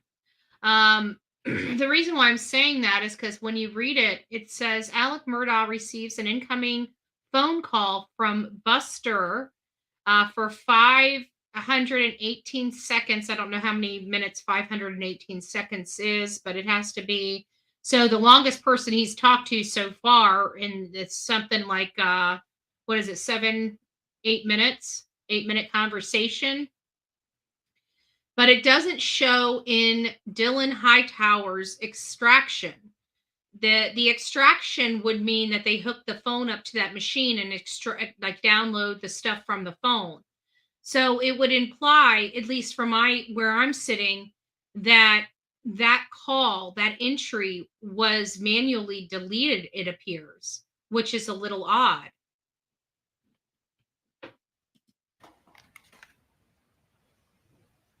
Okay, sweet misery. Thank you. God bless you. Have a wonderful day, honey.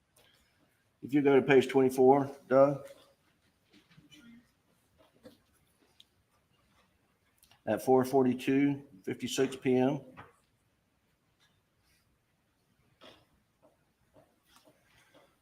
See, that looks like at 4:42, your mother's calling you again, right? Yes, sir. Anything unusual going on? No, sir.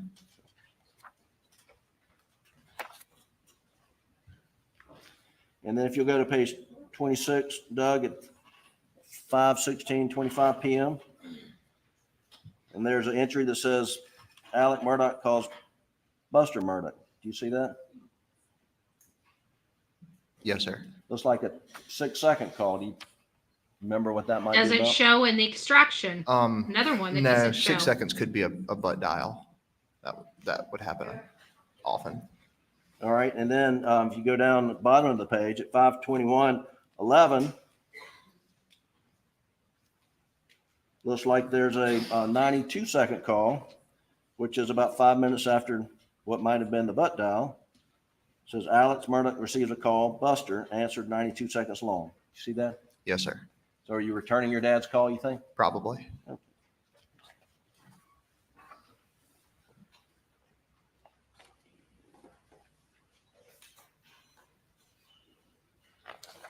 And I'll just carry through. If we'll, Doug, if you'll go to page 32 at 6:52:13 p.m., please.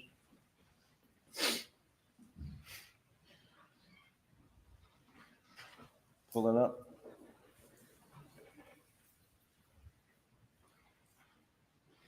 Thank you. So this entry says Alec Murdaugh calls Terry Brandstetter, 412 seconds. Who's Terry Brandstetter? Papa T. Papa T is Maggie's father. Okay. Brandstetter is Maggie's maiden name. Terry is her dad's first name. So this is Maggie's father. Would your dad call your grandfather fairly regularly? Yes, sir, he would. So again, anything unusual going on the 7th for y'all to have all these communications? No, sir.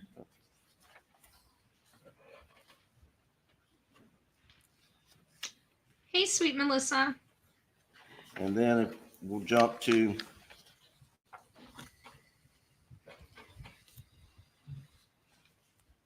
page 49, Doug.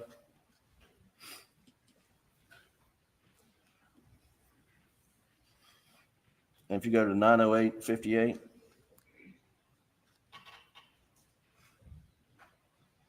and it says Alec Murdaugh iMessages Maggie Murdaugh stating, quote, going to check on M, be right back, close quote. Now who's M? My grandma.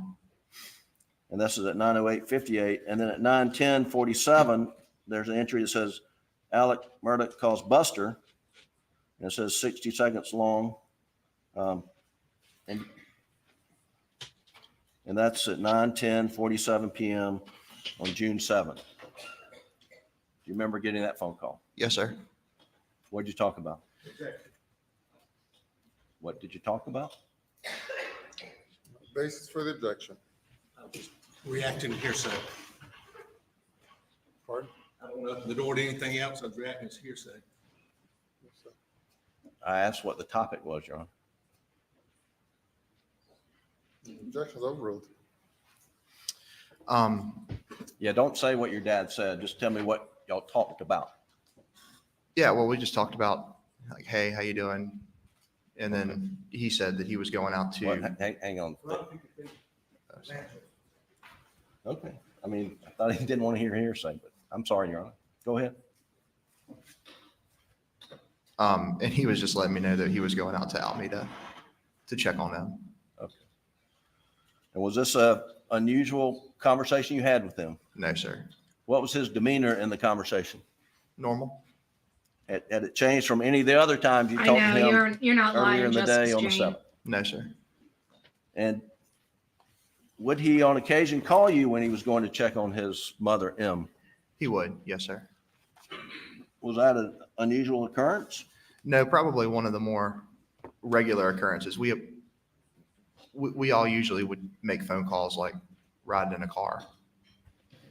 So when he was riding over, it's very common for him to call. You can take that down, Doug. So just going through this extraction from, say, 1 o'clock until what we just talked about, 9 o'clock. We did either multiple phone calls within the family. Tell the jury about the cell phone coverage at Moselle. Not great cell phone coverage. Didn't have a lot of service, especially around. So if you were underneath the shed, at the shed, it had a metal roof.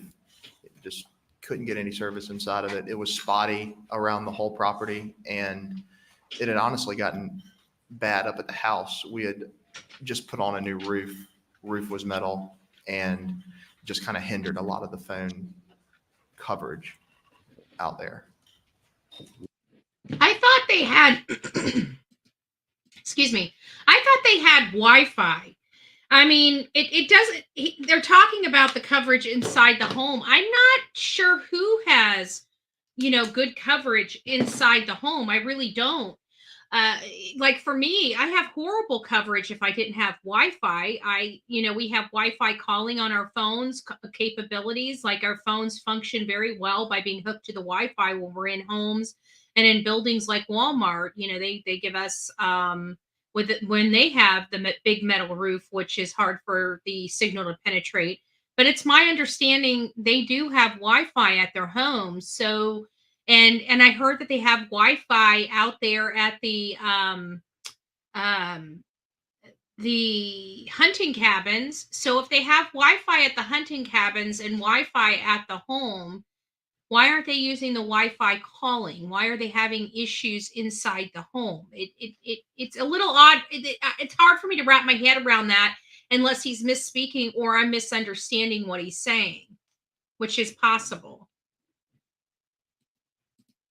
Would it be unusual for your dad to leave his phone at the house when he was going down to the shed? No, sir. Can't leave the witness. No, sir. Would not be unusual. Okay. Well, did your dad always have his phone with him when he was on the property at Moselle? Not all the time. Did your brother always have the phone on him when he was at the property at Moselle? Not always on him. He would have it near him, but he's out there working on stuff and didn't always have his phone just in his hand or in his pockets or anything like that. Did your father ever misplace his phone? Yes, sir. Was that a frequent occurrence? It was. How about your brother? Did he ever misplace his phone? He did. Was that frequent? It was.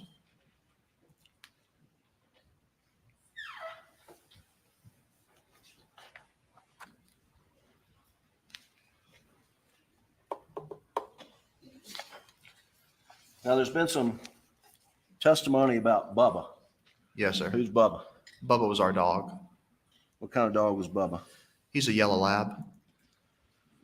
And Bubba is the one that I believe Bianca has. Bianca is the new housekeeper that they had hired after the death of Gloria Satterfield, and she was maintaining the house. She had a lot of great testimony to give to this case, especially the behaviors after Paul and Maggie had been killed.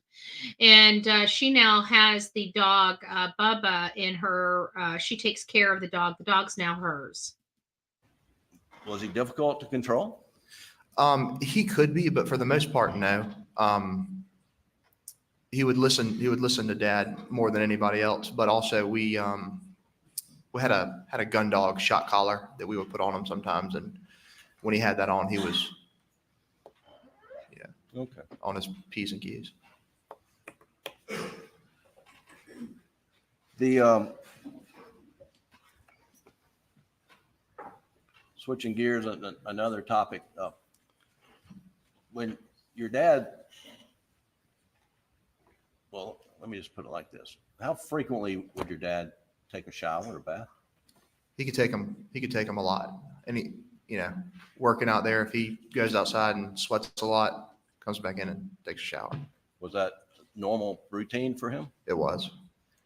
And did he sweat a lot? Yeah, it's hot out there in the summertime. Was he a lot bigger then than he is today? He was. How big was he? Probably 6'4", 250, 260. Right.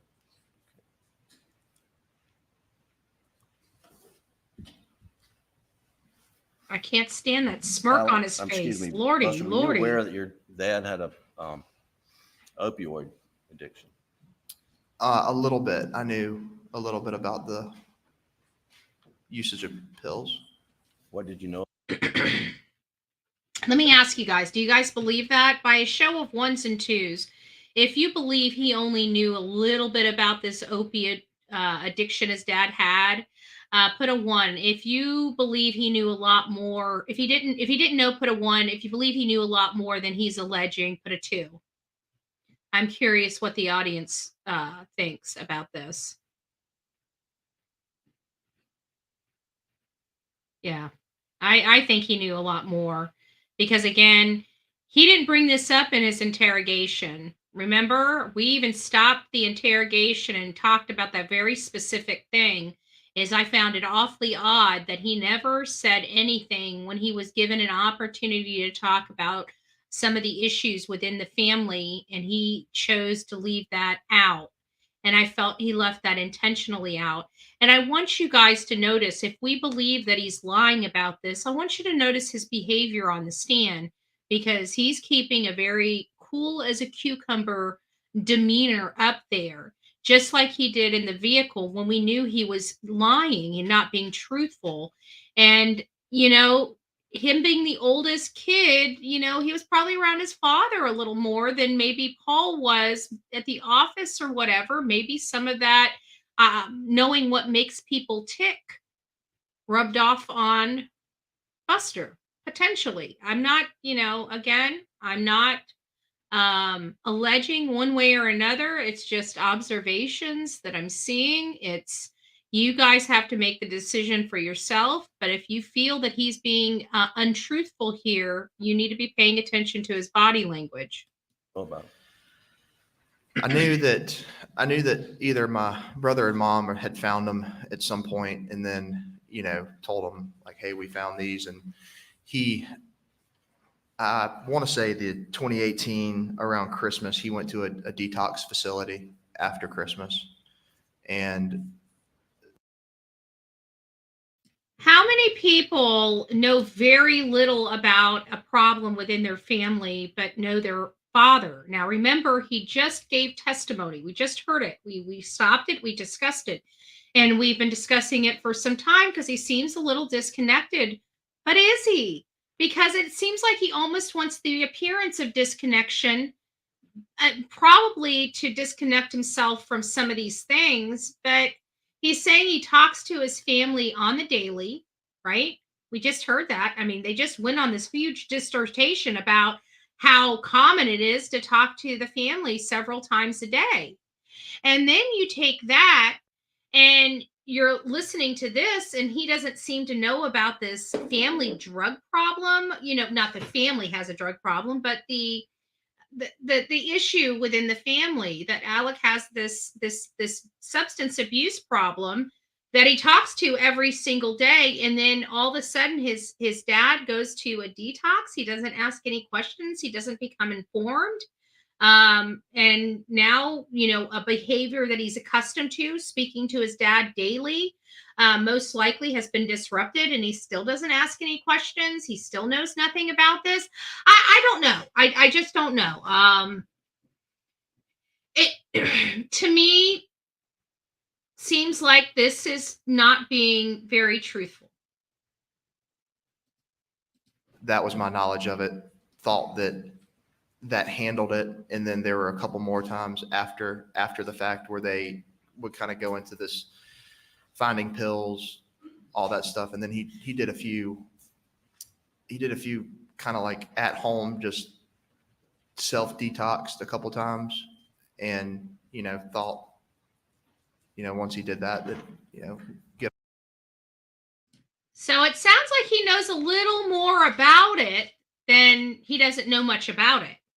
I mean, if he didn't know much about it, he would only know the one main thing of him going to the detox center.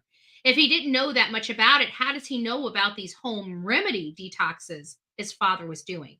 That, seems a little more involved and a little more knowledgeable than he's alleging here, in my opinion alone. Get off of him, but that was kind of my general knowledge about it all. You thought he had beat it. That's right. Yes, sir. Thought he would beat it, but doesn't know nothing about it. And when he was confronted about his pills, what was his attitude? I don't know for sure because I wasn't there when a lot of the confrontations happened with them finding the pills. But I mean, I've never heard anything, just, apologetic and, right. Sorry. And if you don't know, then how would you know that? Would usually be his kind of regular, kind of response. His regular How response. Did your family handle disputes, disagreements? Pretty, I mean, like adults, pretty civilly, talked Pretty about it. civilly. Stuff like that. I mean, and it just depends on. Pretty civilly. So civilly. His family's so accustomed to civility in dealing with their situations that his brother smacked his girlfriend across the face the night of the boat wreck. I'm sorry. It just seems a little odd to me because I don't really know anybody that really a sibling that still lives at home with their mom and dad engages in violence or that kind of behavior if their parents has never engaged in that kind of behavior. Is it possible? I'm sure it is. I'm not going to say I didn't look into the statistics or anything like that, but still, I feel like there's, I don't know. I feel like that this is, again, something that doesn't really ring true to me personally. On the dispute too, like, right. Like I was a kid, I get spanked, stuff like that. It's not really a disagreement. That's just once you're a teenager and college age, right? Any reprimand or disputes you've gotten into with your father, was it all civil? Yeah, definitely civil. Did your father show patience with you and your brother? Yes, sir. He would. Was there ever any violence in the family? No, sir. No violence in the family, but there is recorded violence. There was absolutely witnesses to Paul smacking his girlfriend, but no violence in the family. On the stand is what Buster says.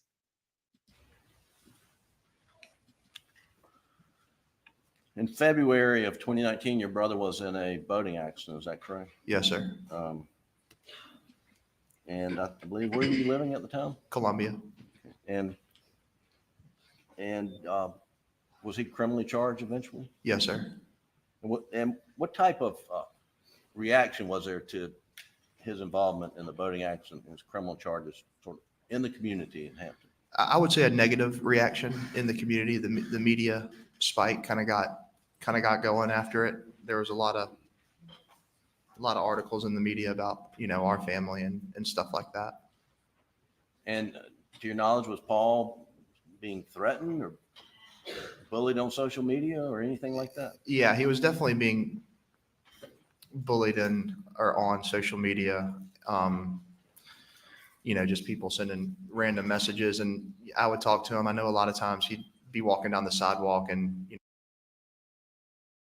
Now, remember, law enforcement pressed him on that very issue, whether he was getting bullied online. And he specifically said no, that his recollection and understanding. Now, remember, this was literally 3 days after his mother and brother were gunned down on that property where he was actually interrogated. And in that, they specifically asked him these questions, and he told them that he was unaware of anything online, that it was mostly in person, where he'd go somewhere and somebody would say something under their breath or try to pick on his brother or something like that in person. He was very clear very clear on the fact that he was unaware of his brother getting any type of text messaging or online communications. We'll go back and confirm that to be true. But I almost remember that because I think it's like I almost remember us discussing it yesterday. So again, pay attention because I feel like he's being deceptive up on the stand. I didn't know he was being deceptive at the time because, again, we didn't have that initial interrogation. Now that we have that initial interrogation, we can see the differences in his statements. A car comes by and they would yell some stuff at him. I knew he would go out, in a bar and, there's somebody that wants to talk about it and, make a scuff about it, whatnot. Right. The, what was,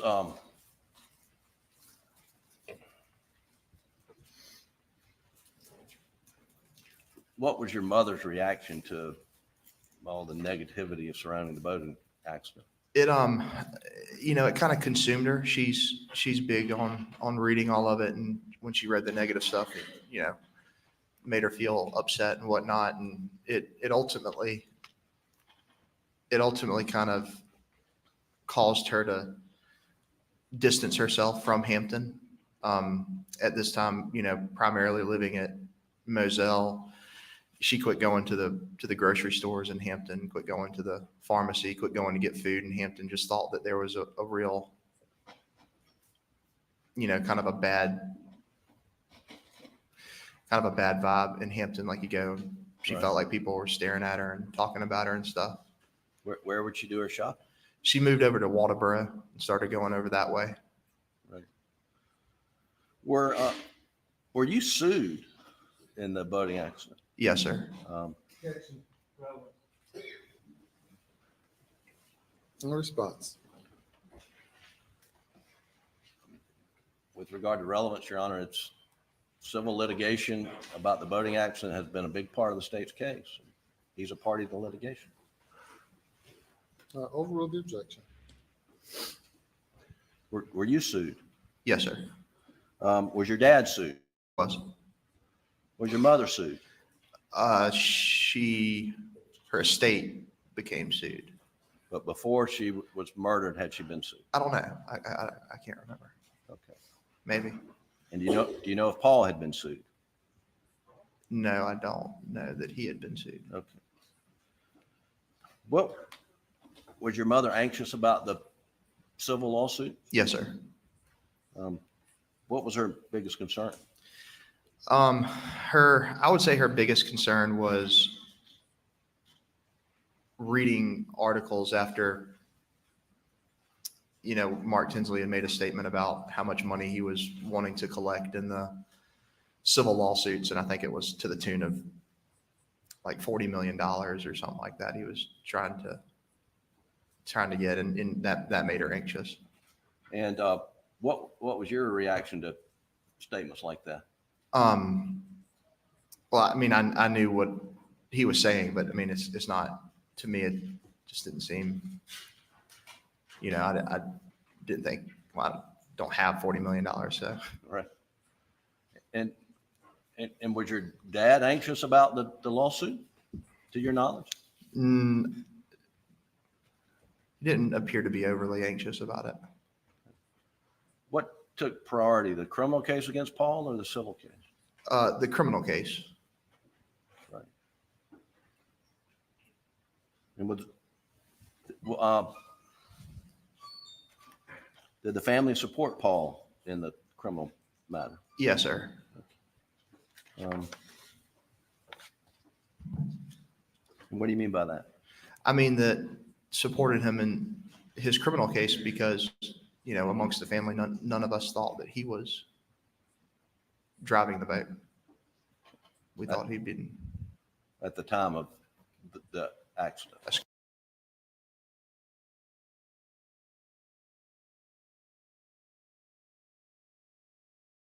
Sorry about that, guys, but I wanted I was having some issues getting this thing off mute. I just wanted to expand on the fact that I again, a mistruth, because they're worried about a criminal. They were worried about his livelihood, I guess, referring to Paul's, because he was charged with most likely operating the boat under the influence, which resulted in death. So he was probably looking at some time behind bars, potentially.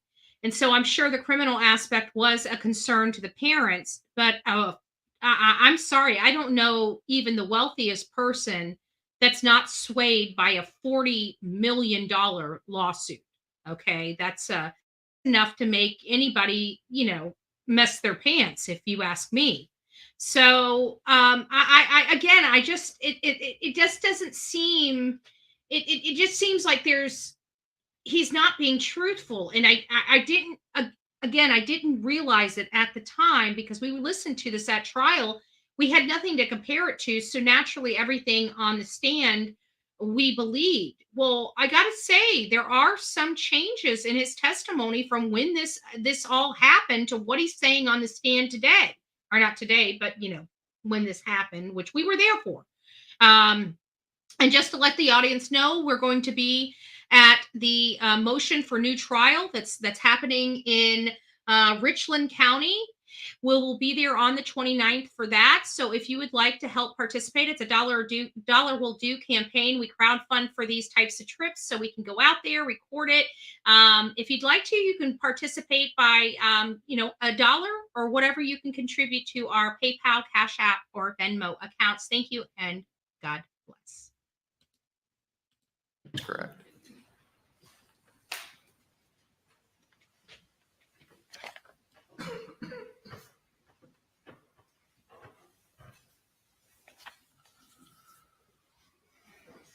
Buster, I want to now talk about the weekends leading up to June the 7th. Yes, sir. And we showed the picture of the lake weekend where you were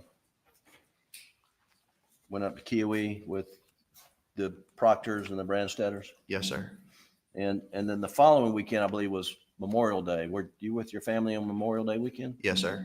And who was present? A lot of people were present. I was there. My brother was there. My mom, my dad. My brother had some friends staying with us, and those were the people sleeping there. And then people are, in and out throughout the day, throughout the weekend. I mean, was it a fun family weekend? Yes, sir. Okay. Was it a normal Memorial Day weekend at Edisto with your family and friends? That's right. Okay, I'm going to show you.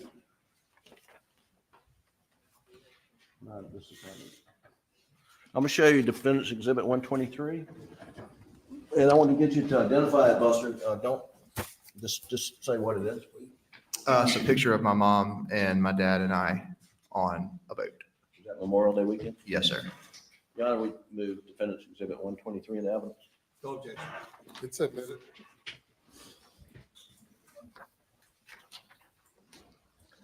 Is this the photo, Buster? Yes, sir. And then I believe this same weekend there was a birthday party or cookout. Is that right? Yes, sir. Doug, if you could play Defense Exhibit 61, please. It's in evidence. Let's take a look at that.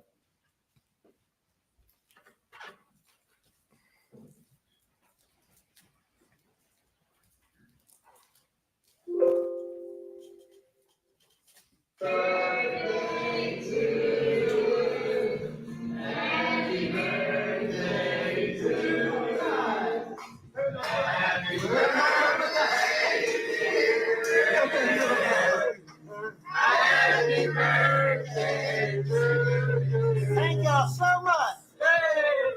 Thank you, baby. It's just so sad because they were all so happy. You see Paul bringing out the birthday cake, and they were on the boat that weekend. It's just sad. Your mom make a cake for your dad? Yes, sir. And that was a group of friends. When's your dad's birthday? Do you know the exact date? It's not a test. You just say you don't know if you don't know. No, I don't know the exact date. It's around Memorial Day? That's right. Okay. 27th, maybe.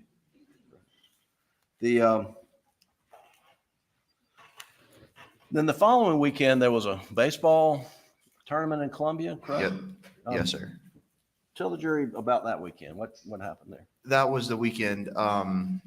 South Carolina was hosting a regional baseball tournament, and me, my mom, my dad, and my girlfriend went to the baseball games. And where was the game? Columbia. And it was a super regional or regional? A regional. Yes, sir. And what days of that weekend did you go to the game? Saturday and Sunday. Did your mom and dad stay in Columbia that weekend? They did. Or they stayed on Saturday night? Yes, sir. Okay. And you, did y'all tailgate with them on Saturday or Sunday? Yes, sir. We did. Okay. And was it a normal weekend? It was. Fun weekend? Yes, sir. And that Sunday would have been June the 6th, is that right? Yes, sir. Okay. And then on June the 7th, we went through a host of number of telephone calls. Yeah, a number of telephone calls. Let's talk about the telephone calls now that we know that the telephone calls that they were referring to were from the day in question. What did we learn? We learned he talked to his father more than any other person in his family that day. I'm sorry, that's what it tells me. He spoke to his father for 518 seconds when he only gave his mom a total of what, 180 all day? So, you know, we're kind of looking back on this, and we're probably, you know, and I'm starting to get into like a rabbit hole and a conspiracy theory here, but I know we're all kind of thinking it. Why was he the one that was saved? Why was he the one that wasn't asked to come home? Maggie was asked to come home, so much so that she couldn't even lock her Edisto property. She had to have one of her workers lock it because Alec wanted her to come home right then and there. And she did. So lots of, you know, we're kind of rounding out. We have about 26 more minutes of this raw testimony from the court hearing. And the only reason why we're rehatching this is because it was just released, his interrogation that he had only 3 days after his mom and brother were gunned down on the Moselle property. So, you know, we just want to make sure that we know, because we're about to go to we could potentially be going and approaching a second trial. I don't want to go through a second trial. I don't want to go through this again.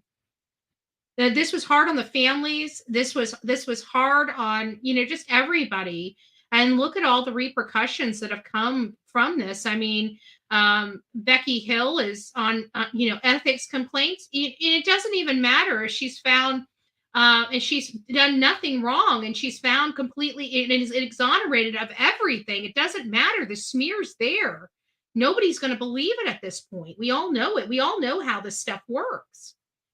So, I mean, her basically her career is pretty much over because she clerked for this case, whether or not she did anything wrong. I'm withholding judgment. I mean, this doesn't look good. This whole wiretapping thing with her son, you know, that I believe, you know, no matter how you look at it, I believe she was involved in. You guys know my stance on that. So I just felt that I needed to express that. With you and your dad and mom leading up to 9/08, 9/10 on June 7th. Buster, when did you first find out that your mom and brother were murdered? My dad called me. I can't remember. Okay. Now that I know they're getting into this questioning, this is what I'm going to ask of all of you. Okay.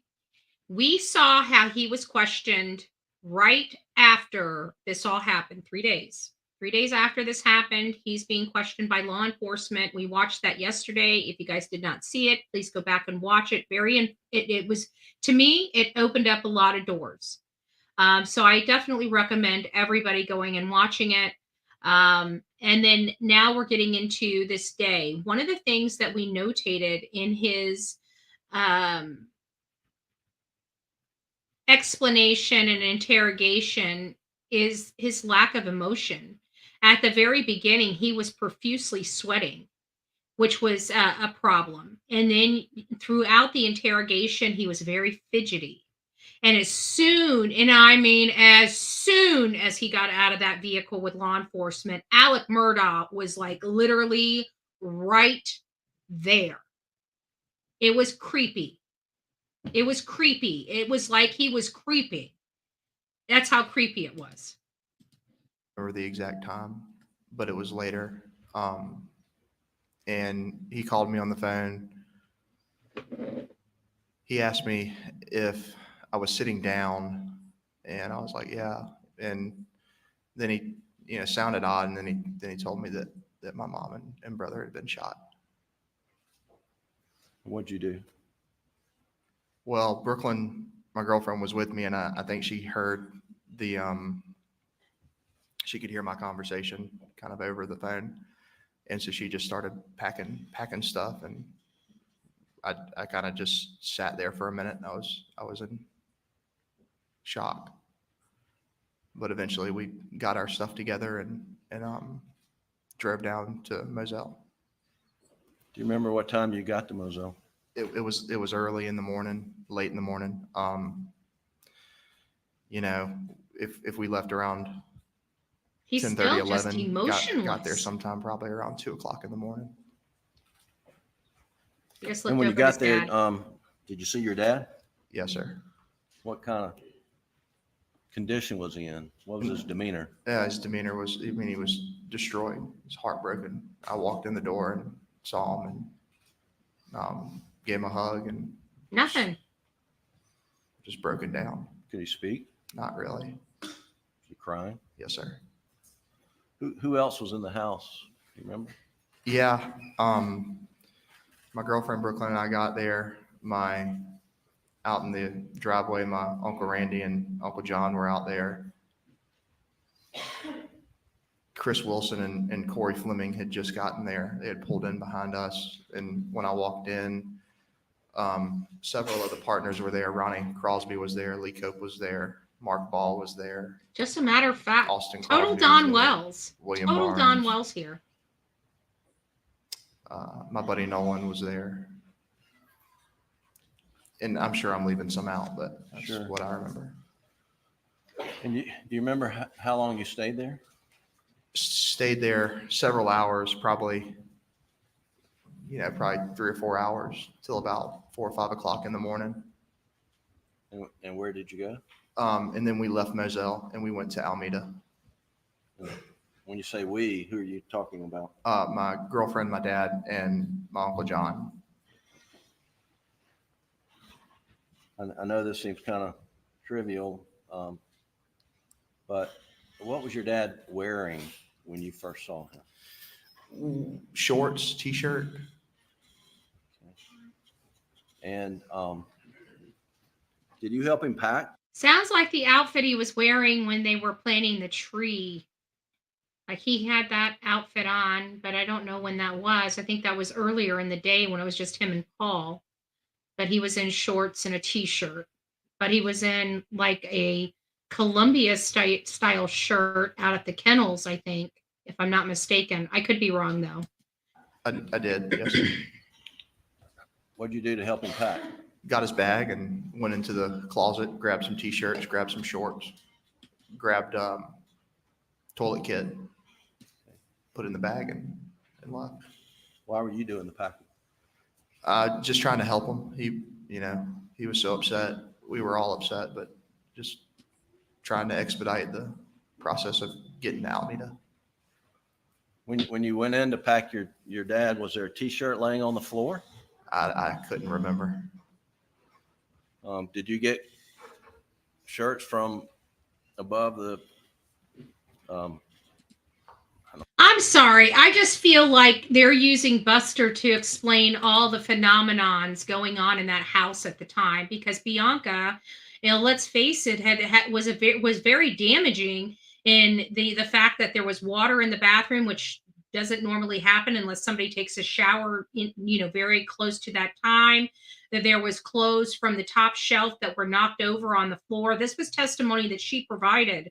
And it seems like they're using basically Buster to explain all of these weird phenomenons, but they're not asking him, did you cross over the pajamas laying there for your mother just on the floor? It's just, there was just a lot of oddities that went on this day that just doesn't make sense. And the behavior of Buster is just what I thought was believable before when it comes to Buster now is just, it's really starting to irritate me, to be honest with you. Where did you get the t-shirts from? Hey, Got 'em from the Skittles. closet, and there's like a wooden, it's like wooden shelves up on the wall. And I was getting the t-shirts from there. Were there a lot of t-shirts on the shelf? Yes, sir. Do you know whether or not one of the t-shirts fell on the floor when you were packing? I don't know whether one of them fell on the floor or not, but I mean, certainly could have happened.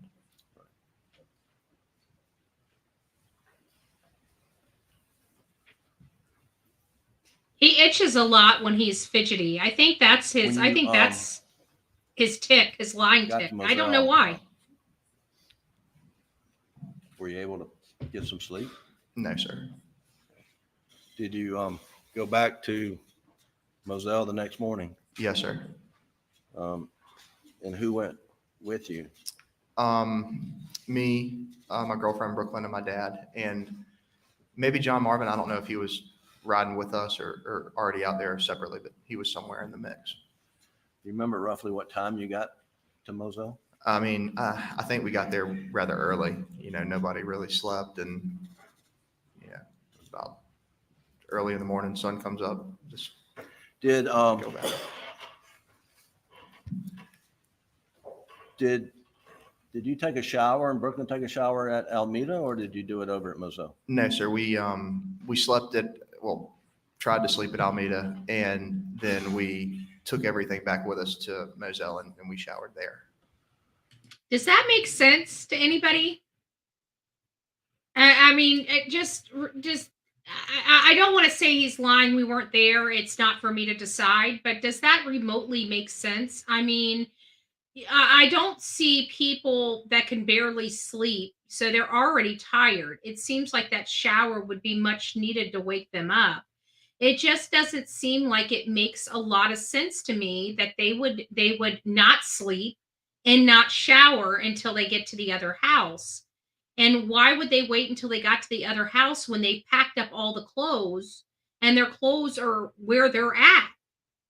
So do they pack a secondary bag to go to the house to shower? I mean, we didn't dissect his statement before because we had nothing to compare it to. And now we do. And it's falling a little flat. I must be honest. You know where your dad took a shower that morning? Yeah, Moselle.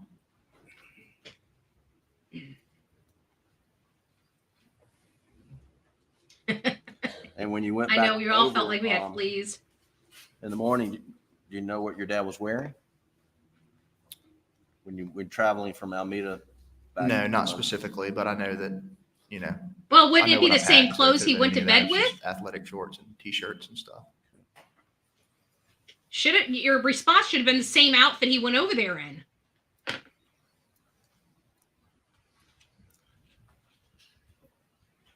And after you got to Moselle, and I guess just carrying the days forward, were you with your dad? Well, how often were you with your dad once you got back to Moselle on the 8th? Yeah, every day. For how many days? For a good while. Okay, so let's talk about where you stayed on the 9th of the 8th. Do you remember? The day after his mom Night and of the brother 8th run. would have either stayed back at Alameda, or that's potentially when we made the transition over to John Marvin's hunting lodge. Were you, would you say we, or are you including your father? Yes, sir. Okay. Did you drive together? Yes, sir. And was he pretty much in your eyesight for the first few days? Yes, sir. And so after the 8th, and then you come up on the 9th, a Wednesday, do you know whether you were at Alameda or spending the night at your Uncle John Marvin's place? Yeah, I think at that point we had switched over to his place over at Greenfield. Yeah, and you call it Greenfield. That's the name of his hunting. Yes, sir. Just the name of the property overall. Property. Now, how far is it from Alameda? To Greenfield? Yeah. A couple minutes. I mean, not Close very. by. Close yeah, by. right down the road.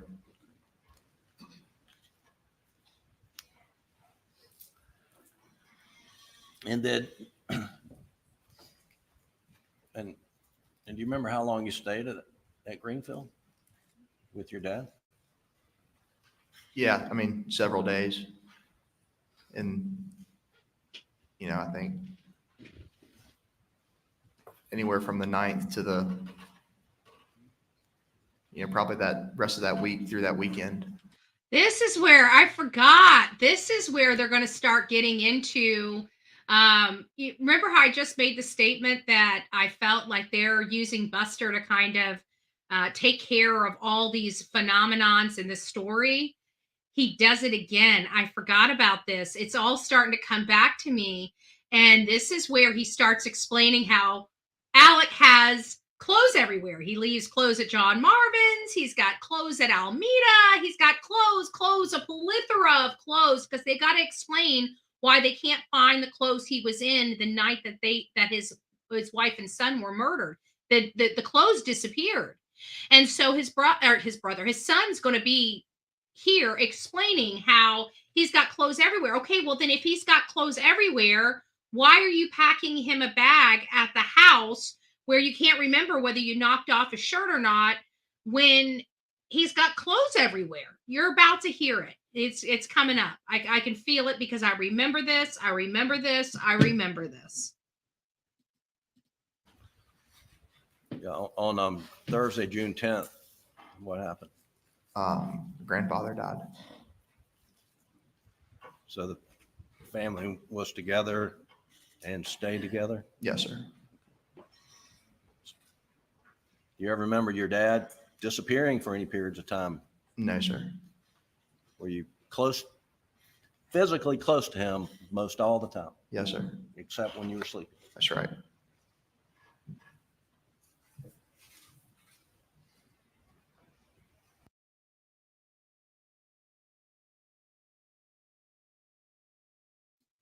Remember, his father was the man that had the substance abuse problem, that snuck around to do the substance abuse, was under substances during this time, according to his own testimony, and absolutely on a mess of, narcotics, so much it would kill about a herd of elephants. But Alec Murdaugh somehow survived it. But he managed to keep an eye on him the entire time. The entire time. I just want to put that in perspective. That's what his testimony is. I'm not putting these words into his mouth. He's saying those himself.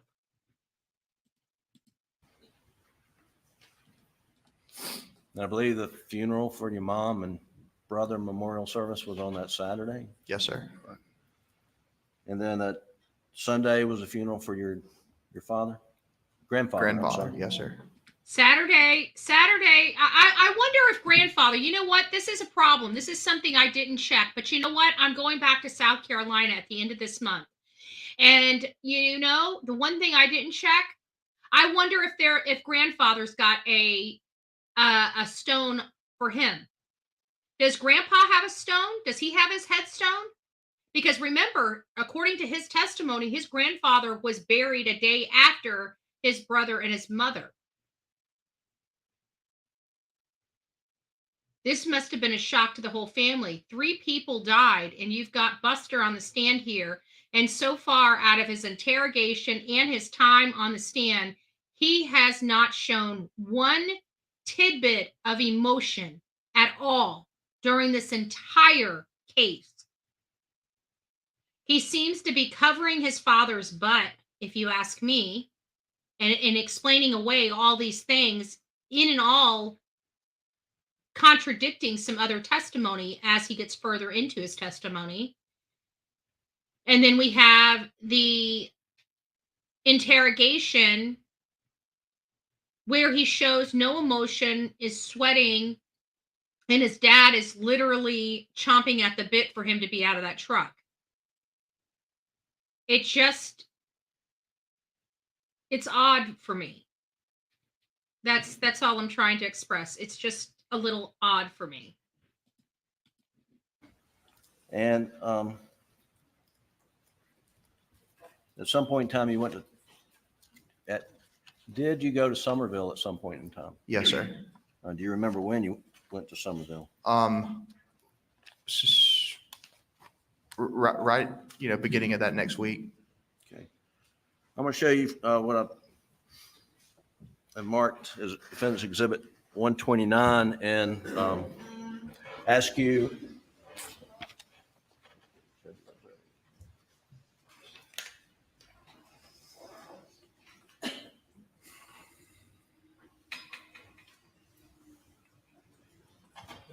we discussed previously, we're objecting on the hearsay basis to 129. Yes, sir. Your Honor, I'm not introducing 129, offering it to the witness to refresh his recollection. That's the extent. All right. But it's for ID. Buster, I don't want you to publish that, but I want you to, I want to ask you if that Defendant's Exhibit 129 marked for identification purposes refreshes your recollection as to when you left to go to Somerville. Yes, sir. Tell the jury what is that? What's that document you have in your hand? It's a text thread between my girlfriend and I. And does it have, so based on that text communication between you and your girlfriend, it refreshes your recollection. When did you leave to go to Somerville? June 14th. And looking through there, refreshing your recollection, how long did you stay in Somerville? Stayed in Somerville until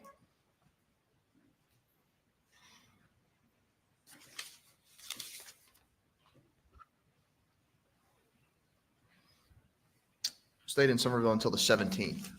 3 days. And then what do you remember doing after you left Somerville? On the 17th, we left Somerville to go to Lake Kiwi. And so when you were in Somerville from the 14th to the 17th, who were you staying with? Staying with my grandparents.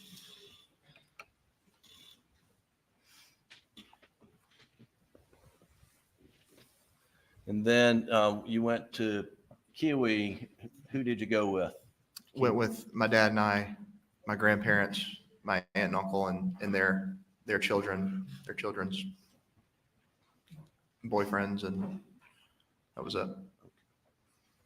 So you're with your dad. Oh, thank you. Thank you, Melissa. The night of June 7th and through the Kiwi trip. Is that correct? Yes, sir.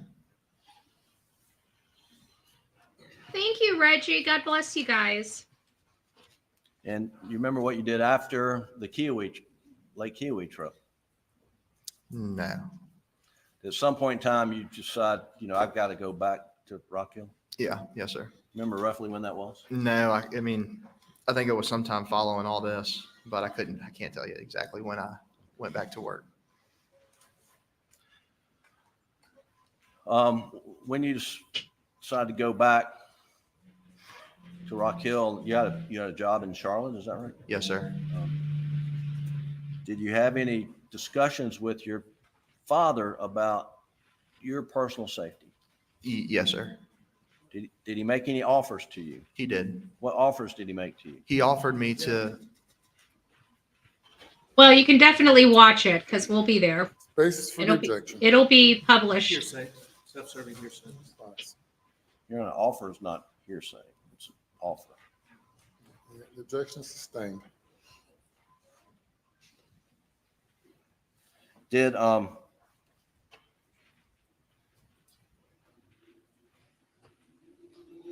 you take any security precautions?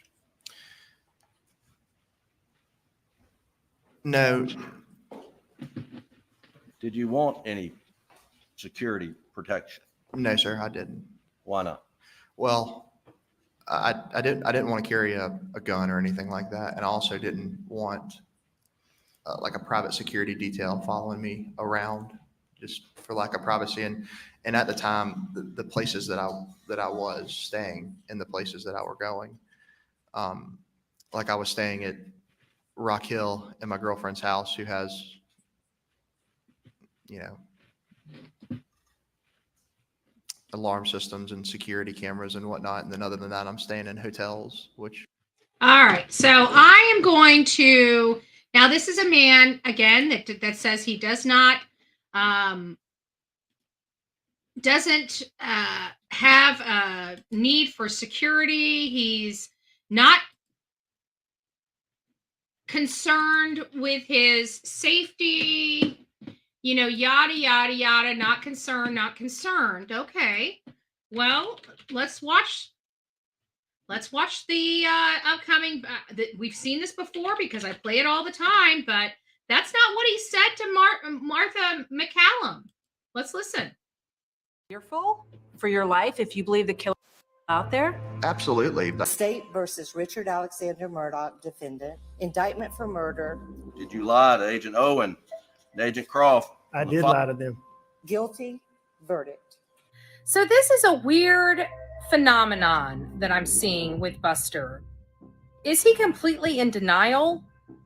Or does he truly believe that somebody's out there? I'm sorry, but I'm not convinced. Check this out. Are you fearful for your life if you believe the killer out there? Absolutely. I think that I've set myself up to be safe. But yes, when I go to bed at night, I have a fear that there is somebody else still out there. A lot different than what he is saying here as his testimony. Let's just make sure we got it right. Let's make sure we got it right.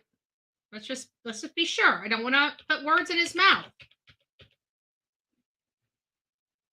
Well, I didn't want to carry a gun or anything like that, and I also didn't want like a private security detail following me around, just for lack of privacy. And at the time, the places that I was staying and the places that I were going, like I was staying at Rock Hill in my girlfriend's house, who has, you know, alarm systems and security cameras and whatnot. And then other than that, I'm staying in hotels, which, you know, I just felt. Did at some point in time you and your father announce a reward? Yes, sir. I'm going to show you what I marked as Defendant's Exhibit 126 and ask if you identify this. If you can identify this. Yeah, yes, sir. This is the reward. It's a news release about the reward? Yes, sir. Your Honor, we've moved Defendant's Exhibit 126 to evidence at this time. No objection. Submitted without objection. Can you pull it up, Doug?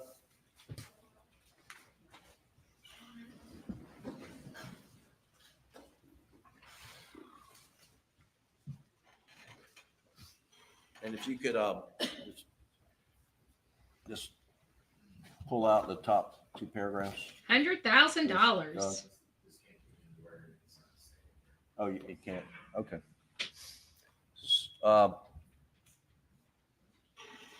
Did you work on this language with your dad? Yes, sir. Can you read to the jury the first two paragraphs, please, beginning with Alex and Buster Murdaugh? Yes, sir. Alec and Buster Murdaugh announced today a reward of $100,000 for information leading to the arrest and conviction of the person or persons who brutally murdered Paul and Maggie on June 7th, 2021. I want to thank everyone for the incredible love and support that we have received over the last few weeks. Now is the time to bring justice for Maggie and Paul. Buster and I, along with Maggie's mother, father, and our entire family, ask that anyone with helpful information immediately call the SLED tip line or Crime Stoppers. Thank you. Now there's in the body of this, there's a expiration date on this reward. What's your understanding of the purpose of having an expiration date? I'm not real sure. Okay. Well, you say it says to be eligible, the person claims. He helped craft this, but doesn't know why he has an expiration date on it. Okay. Claiming the reward must submit the tip to SLED or Crime Stoppers by September 31, 2021? Yes, sir. Okay. Pinching.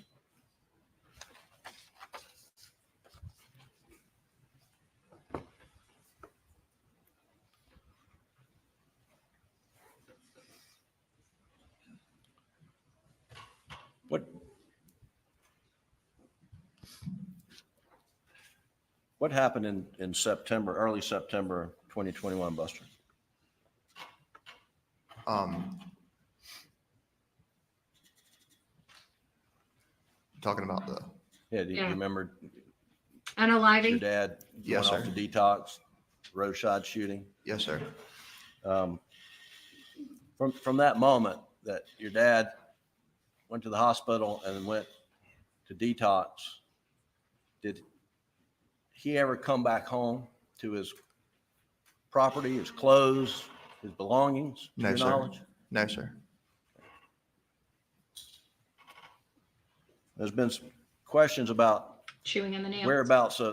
whereabouts are Alex's clothes. Can you tell the jury before he... We saw him gnawing on his hands the entire interrogation, and that was the first time that I've seen him biting his nails during this one, and they're starting to get into some touchy subjects here, so I want to just bring that back. Questions about whereabouts are Alex's clothes. Can you tell the jury before he went off to detox where his clothes were? How many different locations he had clothes? So had clothes at Moselle, had clothes at Greenfield, had clothes at probably a few clothes at Alameda, had clothes at Randy and Christie's house. Clothes, and more clothes. He just had a plethora of clothes everywhere he went. It makes you wonder if he had all these clothes everywhere. Why did Buster have to go pack him a bag of clothes? He has clothes at Alameda. He's got clothes at Greenville. He's got clothes at this person's house. He's got clothes at this person's house. Why did Buster need to go pack a bag? Why did they have to get up the next morning when they didn't sleep and go back to the Moselle property to take a shower? Because remember, Buster didn't stay at Moselle. Him and Brooklyn stayed somewhere else. So if they packed clothes or packed a bag, those bags would have been brought into Alameda. So what did they do? Did they pack bags, additional bags, to go back to Moselle to take showers? And why would anybody do that? This whole testimony that Buster portrayed on this stand is falling apart, in my opinion. Probably why people didn't take much stock in his testimony. It's got holes all through it. His testimony's Swiss cheese. Had to close a lot of places. Do you have clothes down at Chichesi or? Yep. Chichesi, Okatee. You have clothes at Edisto? Yes, sir. Do you have clothes in his car? Yes, sir. Can't lead the witness. How many nights after June 7th, to your knowledge, did your dad spend at Moselle? None. How many nights after June 7th did you spend at Moselle? None.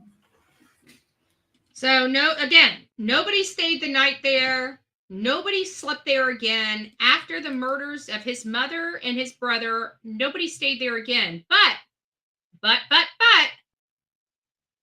they just had to take their last shower there. Does that make sense to you? I mean, is this a plausible story for the people in my chat? If this is a plausible story, put 1. If this sounds made up to you, put 2.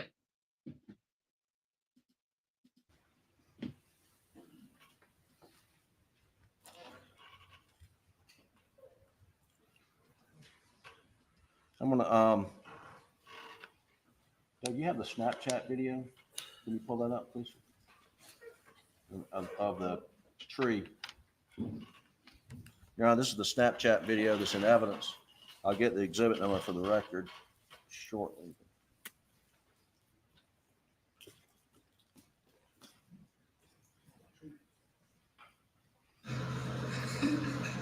Got a lot of 2s. All right, so there's the Buster, you recognize that shirt? Yes, sir. So there's what he was in. Now he testified that his father was in shorts and t-shirt, much like Alec in the night his wife and son were murdered. That outfit he was wearing is not the outfit he was wearing that day. What kind of shirt is it? It's like a, short sleeve button down shirt. Is it a Columbia shirt? No, it doesn't look like a Columbia shirt. What color is it? It's blue. Okay. Thank you for that. Did your dad have a foam green Columbia sports shirt? Maybe. Okay. Is this it? No, this is blue. Right. Did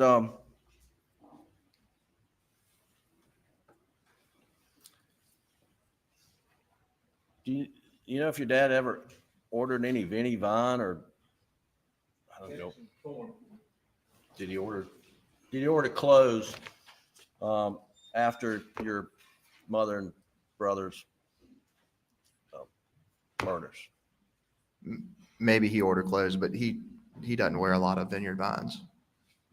Okay. Have you ever seen him buy Vineyard Vine? No, sir. Funny how his tongue always seems to glide along his bottom lip. And you can take that down, Doug.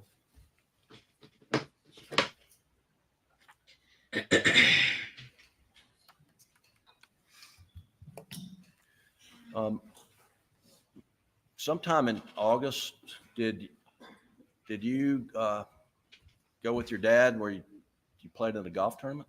Yes, sir. I went and played in a golf tournament, and he came and wanted to watch us play in it. And what kind of golf tournament? It's a golf tournament that a buddy of mine puts on in Somerville every year. It's called the Jasso Invitational. It's just a bunch of guys that are friends come together and play in a golf tournament.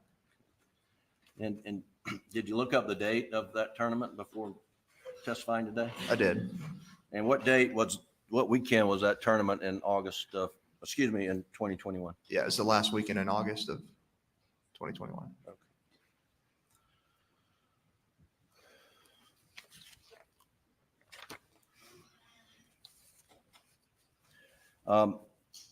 Do you know if you were in was there a house Johnny Parker had that your dad kept stuff in? Yes, sir. There's a small house in between Johnny Parker's house and my Uncle Randy's house. I think Mr. Johnny built it for his mom or mother-in-law or something when she was sick. But yeah, there's a little 2-bedroom house right there. And did your dad stay there? He did. I don't know if we mentioned that as one of the places where there was clothing. Yeah, that'd be one. That'd be another one. All right. So there are a lot of places. Yes, sir. Were you there? Did you observe your dad talking to Blanca about anything where you're getting ready to go on the golf trip? No, sir. Okay. You were not present? No, sir. I don't think I was present. Did you go in any other golfing outings in August with your dad, to your knowledge? Yes. Earlier August of that year, we played golf down in Hilton Head with the people from the Trial Lawyers Convention. Okay.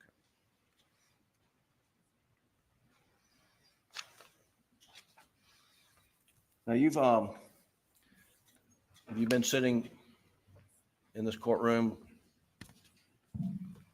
since day one? Yes, sir. Once the trial started? Every day. And were you here when a video was played of an interview with your dad on June 10th? Yes, sir. And there was a question about whether your dad said, "I did him so bad," or "they did him so bad." Do you remember that? Yes, sir.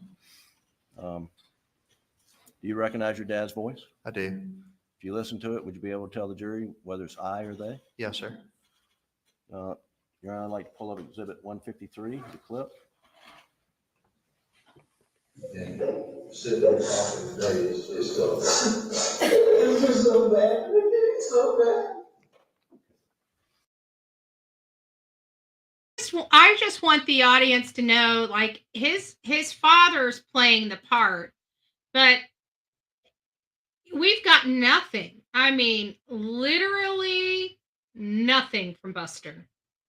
We see this theatrics from his dad. We see, the upsetness from the family, the true, like her sister and stuff. We see nothing, emotionless from Buster. Now, mind you, this is his mother, the woman that gave birth to him, and his brother. A sibling is literally your very first friend in this entire world. Nothing.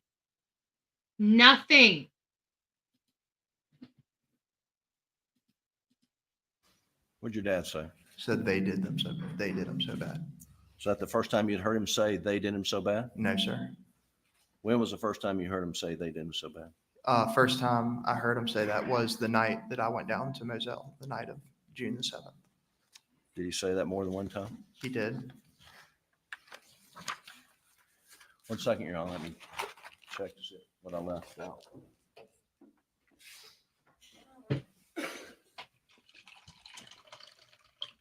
Drinking my last cup, guys. Uh-oh. It's getting to DEFCON 5 here. DEFCON 5. I'm down to my last cup of Just very coffee. briefly, Buster, you've heard testimony during this trial that your dad was stealing money from clients. Did Yes, you know sir. anything about that? No, sir. And just lastly, roughly how long would it take to clean a dog run down at the kennels? 2 dog runs, for example. Roughly, I'd say 10 minutes or so. Okay. And what do you have to do?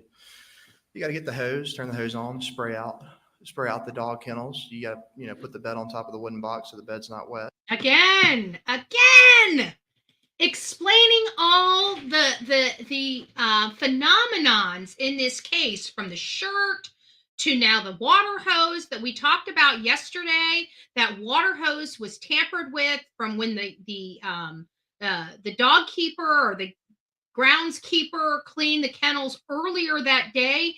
If they're accustomed to cleaning those kennels every single day, they have a person that does that, and they did that day. Why would he need to do it again? Why would 2 of them need to be done again? It doesn't make sense. And here it is, Buster yet again explaining something, yet Buster was nowhere to be found when all this stuff was going on. Nowhere. He wasn't at this property. He was many, many miles away. He wasn't there. He just wasn't there. I just feel like he's the cleanup guy right now. I didn't feel like this at the trial. I now feel like this today. Now, what are you spraying? Dog manure? Yeah, spraying, dog poop. And it spreads out, and you've got to... That's right. Yeah, you got to spray it, make sure it's Into all the out end. of there. Spray it to the back. Okay. All right. Thank you. That's all I have, Your Honor. We'll take a break now, ladies and gentlemen, for about 15 minutes. I take it they didn't do any cross-examination. So, guys, there we have it. I definitely, I'm going to turn on the phones because I'm curious to find out how, you feel now that we heard the interrogation. Now we know what he told police at the beginning of this case. We definitely all knew what he said at the trial. We all watched it, at least the ones that attended the show when we were playing this trial. I think we had like a regular 120 people that watched this trial with the coffee club. And I didn't put a whole lot of stock into Buster's testimony at all. For whatever reason, it wasn't that I believed him or didn't believe him. I didn't really have much of an opinion at the time with Buster. I just didn't. And I think it was because I didn't have anything to gauge his testimony with. You know, we knew that he would try to explain some stuff, but now that we know that some of these questions were asked of him back at the interrogation point, which was June or July, I think June 10th, I think it was June 10th. I'm pretty sure it was June 10th. And now that we have something to gauge his testimony on, we're starting to see some glaring issues. And it's probably much of what the state knew about Buster going into this. They probably didn't want to, he's the son. So when you're dealing with this, I already know that the jury will already take into account that this is this man's father and that his testimony, while they pray will be truthful, their job is to decide who is more truthful. So I would think that it would be natural for them to take into consideration that Buster is Alex's son and not put as much stock into his testimony as everything else, because he seemed to just button everything up, didn't it? It just seemed like he was there to kind of put a big, pretty bow on this case to help his father. Now, again, I have a problem with the fact that nobody sat on Maggie or Paul's side. Oh, thank you. What does it say? One youngism. Thank you for your hard work. Oh, thank you. God bless you. God bless you. But, it just seems like the whole purpose for Buster to be there for the defense was to put a big bow on everything, to tie all the loose ends up. That's now my perception of Buster's testimony, where my perception of Buster's testimony back at the trial was wildly different. I can't remember exactly what my position was with Buster's testimony. Maybe we need to go back and look. I don't even know which one it was, to be honest with you. But you know what? We know when the trial was. We can figure out what date Buster was on the stand, and we can go back to that that day at trial and see what commentary was said. But I don't recall having this much of a personal opinion on Buster's testimony as I do today. I mean, I'm very critical of Buster's testimony now because I heard him for the first time. Again, it did bother me. I didn't notice it at first, but Mel C here in the chat brought up the fact that, Buster showed literally no emotion, none. If you have not seen it, I know it's a 3-hour live from yesterday. I recommend you watching the 3-hour live. It's a great support for this channel. There's a few commercials in there, so it's support for this channel all the way around. And it's good information, and you really get to hone in on Buster and Buster's behavior, because one of the first things that was noted up front was we couldn't tell at the moment, but it's right after the interview started with him and the police. Buster was sweating profusely, literally profusely, so much so that the detective was asking everybody else in the vehicle if they were comfortable. And every person in that vehicle was comfortable except Buster, profusely sweating. He was very fidgety throughout the entire interrogation. He scratched his eyes so much that his eye literally looked red here. I think if he was going to scratch his eye one more time, blood would have literally came out. Just ultra fidgety. And then the minute, like, he was there for an hour and a half in this interrogation, and literally the minute he steps out of that truck, it's like wicked, because Alec Murdaugh is just right there and just is adamant on shaking the cop's hand and being this upstanding citizen. Just, it was really, now that we know everything that we know, it was quite disgusting to see for me. And I'm sure it probably offended some people in the chat, because it offended me.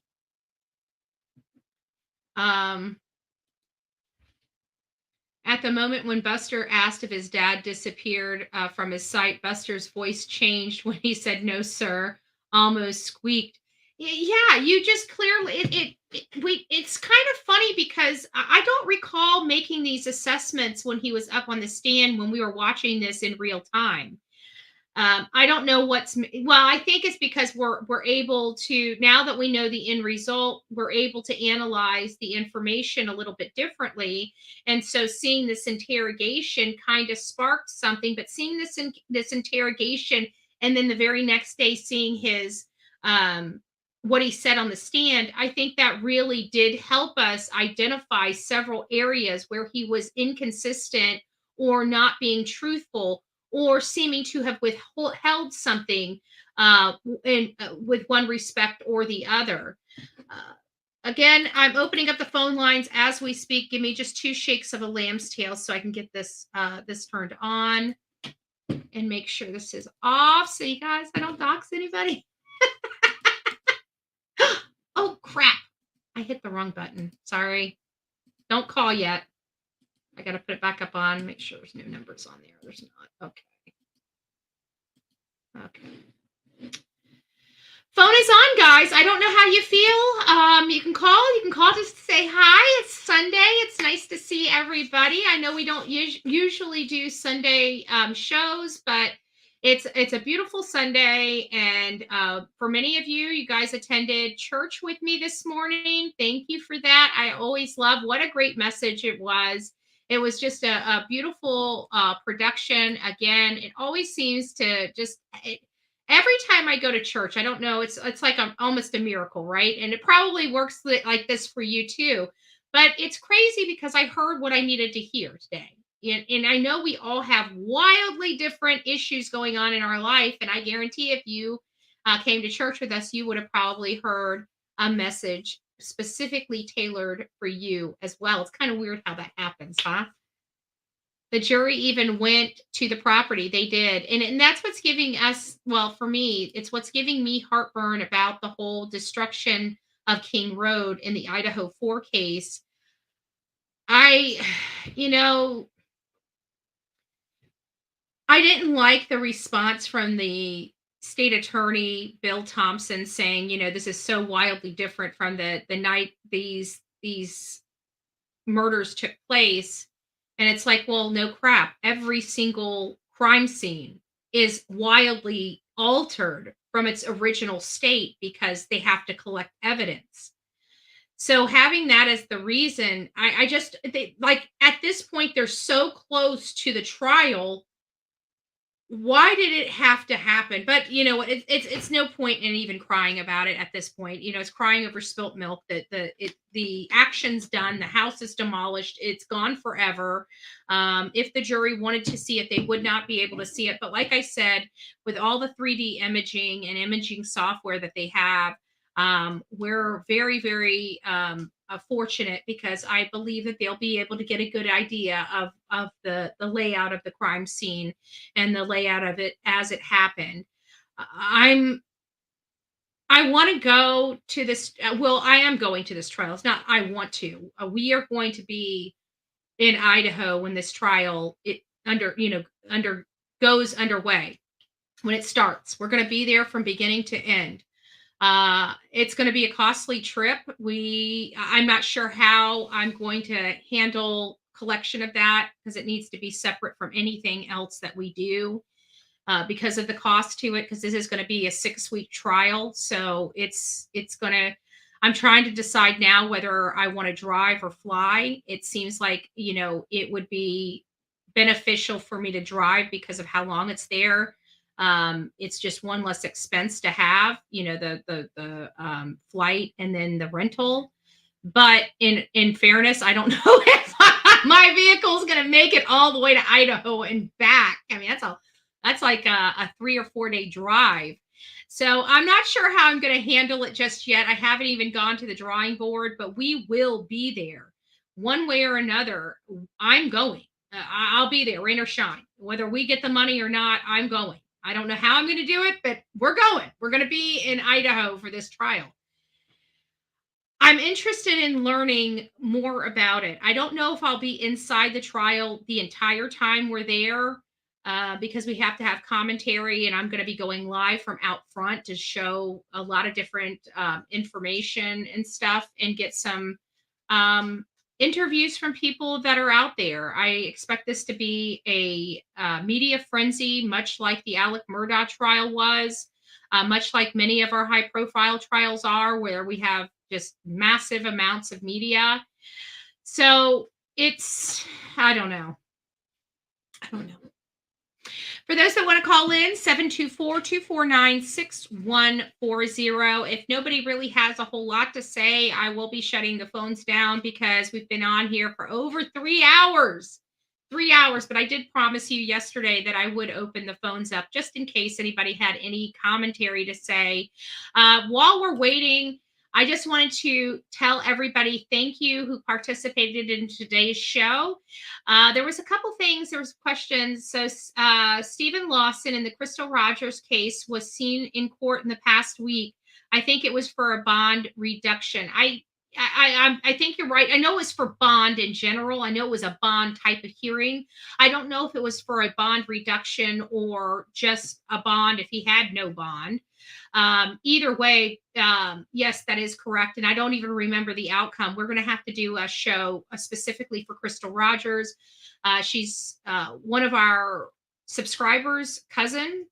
And we're definitely following the case, and I would absolutely love to go out there and because I'm going to, this is the situation is I'm going to South Carolina at the end of this month because Alec Murdaugh, new trial hearing is on. This is Betty. Hello? Hey, Bullhorn Betty. This must be Unicorn. Why is everybody scared to call in to talk to you? Because I bite, don't you know?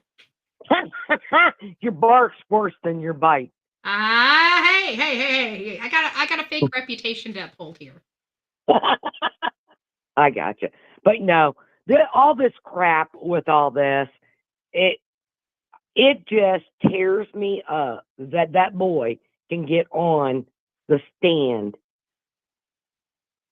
and not choke up or shed a tear when they ask him about his mom or dad or mom or brother. Mm-hmm. It just, I don't know. I don't think I paid attention to his lack of emotion on the stand that day as much as I do that now that we saw his interrogation and he had no emotion literally days after, and then knowing he had no emotion on that stand, it seems so cold. Well, yeah, because when we first watched it, we were thinking he was just in shock. Mm-hmm. But I really don't think that's what it was. I think he knew what happened. So he was trying to cover his dad's ass. And he would always look over to Dad for approval. And his dad carried this smirk on his face almost the entire time he was testifying. Yes. And when they would go to him, when they'd go to Alex, I would just love to smack that smurf off his face. Because it was hard. It was a little unnerving for me too. I'm looking at it and I'm like, what a smug SO, what? I don't, it's Sunday. Yeah. I'm trying to be. I know. I'll say it for you. SOB. Yeah, I agree. It's just so sad. And what really, all the way around, when you come back and you said you went out to the gravesite and there's nothing there, that hurts. I know. Well, it's not that. It's a combination. It's the fact that there was no Murdaugh sitting on the side of Maggie and Paul. Now, this is their nephew. This is, the Murdaugh family saw his, tissue laying out because they were all there that night. And you're talking about your nephew. Nobody's shedding a tear. Well, I shouldn't say that. Randy and what was it, John Marvin, when they were on the stand, they were very emotional about this, but nobody else in the family seems to be ultra emotional about it. And it's like, and then you couple that with no headstones, and it's like, man, how many times does Paul and Maggie have to be crapped on? Right. Well, what I don't get too is, I know they're wealthy, beyond. And that's even more insulting. Yes. But her family, I know, are from Kentucky. Most people that live in Kentucky, and I don't want to be rude or whatever, but they can't afford it, but the Murdaughs can. Yeah. And that's just sick. Now, my other thing, after thinking about them not getting the headstones, do we know they're actually buried there? It looked the way it's really weird how they are placed there. I think, hold on here, I got it in my phone. Well, I was wondering if they were cremated and they really That's what haven't it looks even like. It looks buried like them that yet. they were cremated and the urns were buried there. To be honest with you, that is exactly what it looks like, because that's kind of what I thought it was. It looks like that it is the urns, like just room enough because they're like stacked on top of each other. Here it is, right here. Yeah. Here it is. Let me hold on. I gotta take my screen off. Hold on. Let me take my virtual background off. There we go. Oh, back it up. I can see it. Do you see it? I mean, it's just it's got some plants around it, but it's just literally a marker, and there's not enough room. There's not enough room for a marker for it to be a casket. They're too close. Right. They're entirely too close together.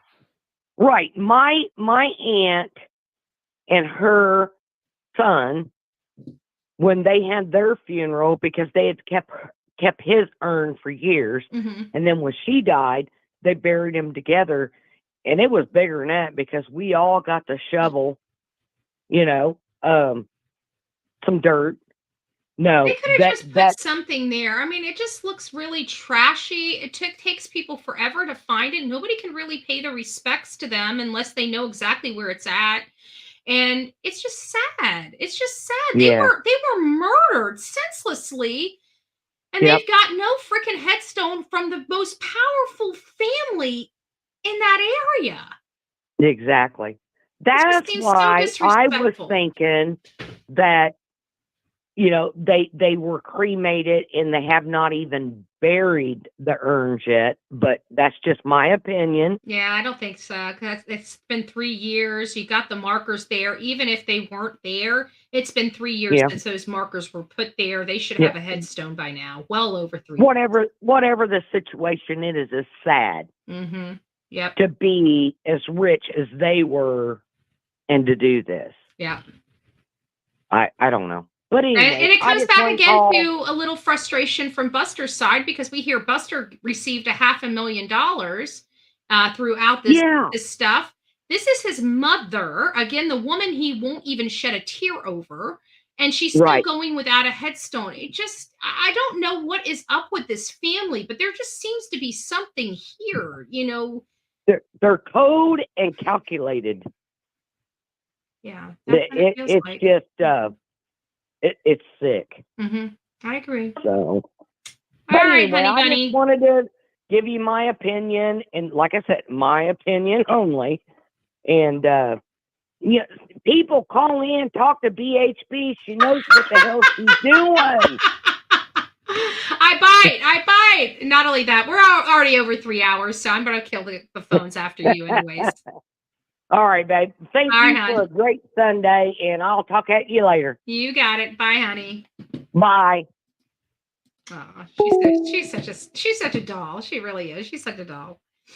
So I just wanted to go through here, and I had that one starred because I saw it was a question. I couldn't get to it right at that moment.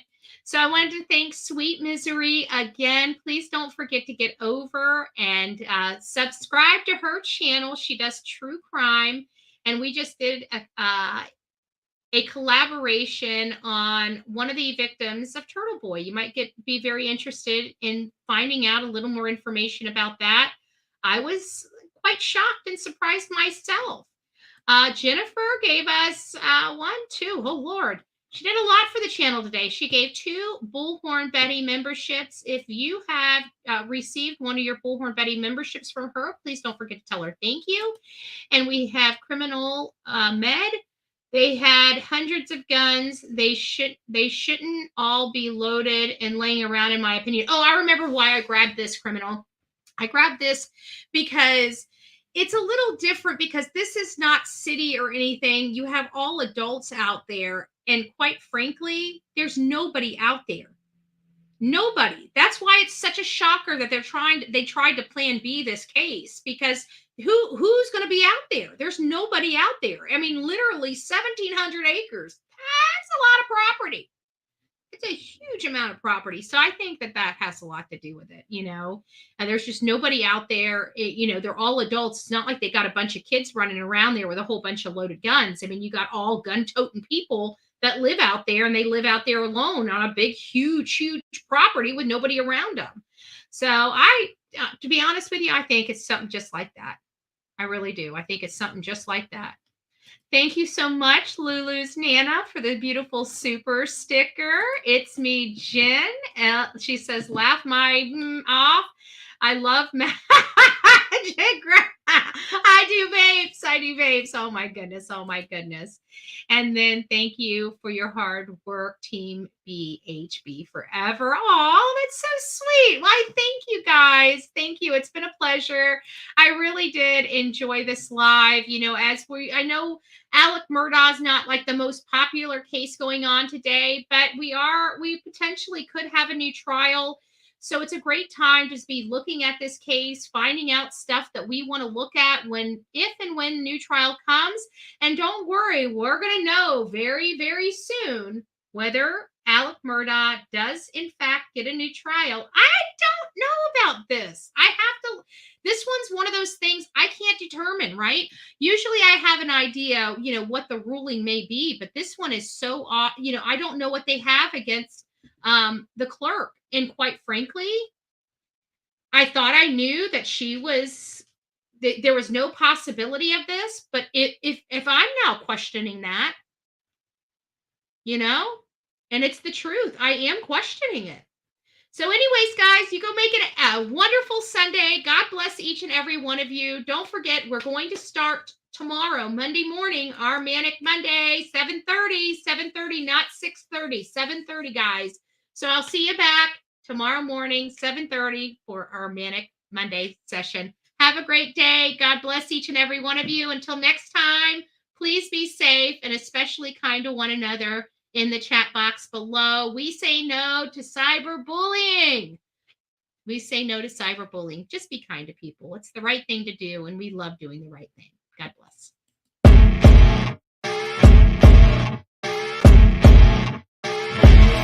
As you wake up in the morning, you want to find the latest, greatest information about criminal cases and have an intuitive conversation about the suspects associated with these cases. Head over to the Bullhorn Betty channel on YouTube.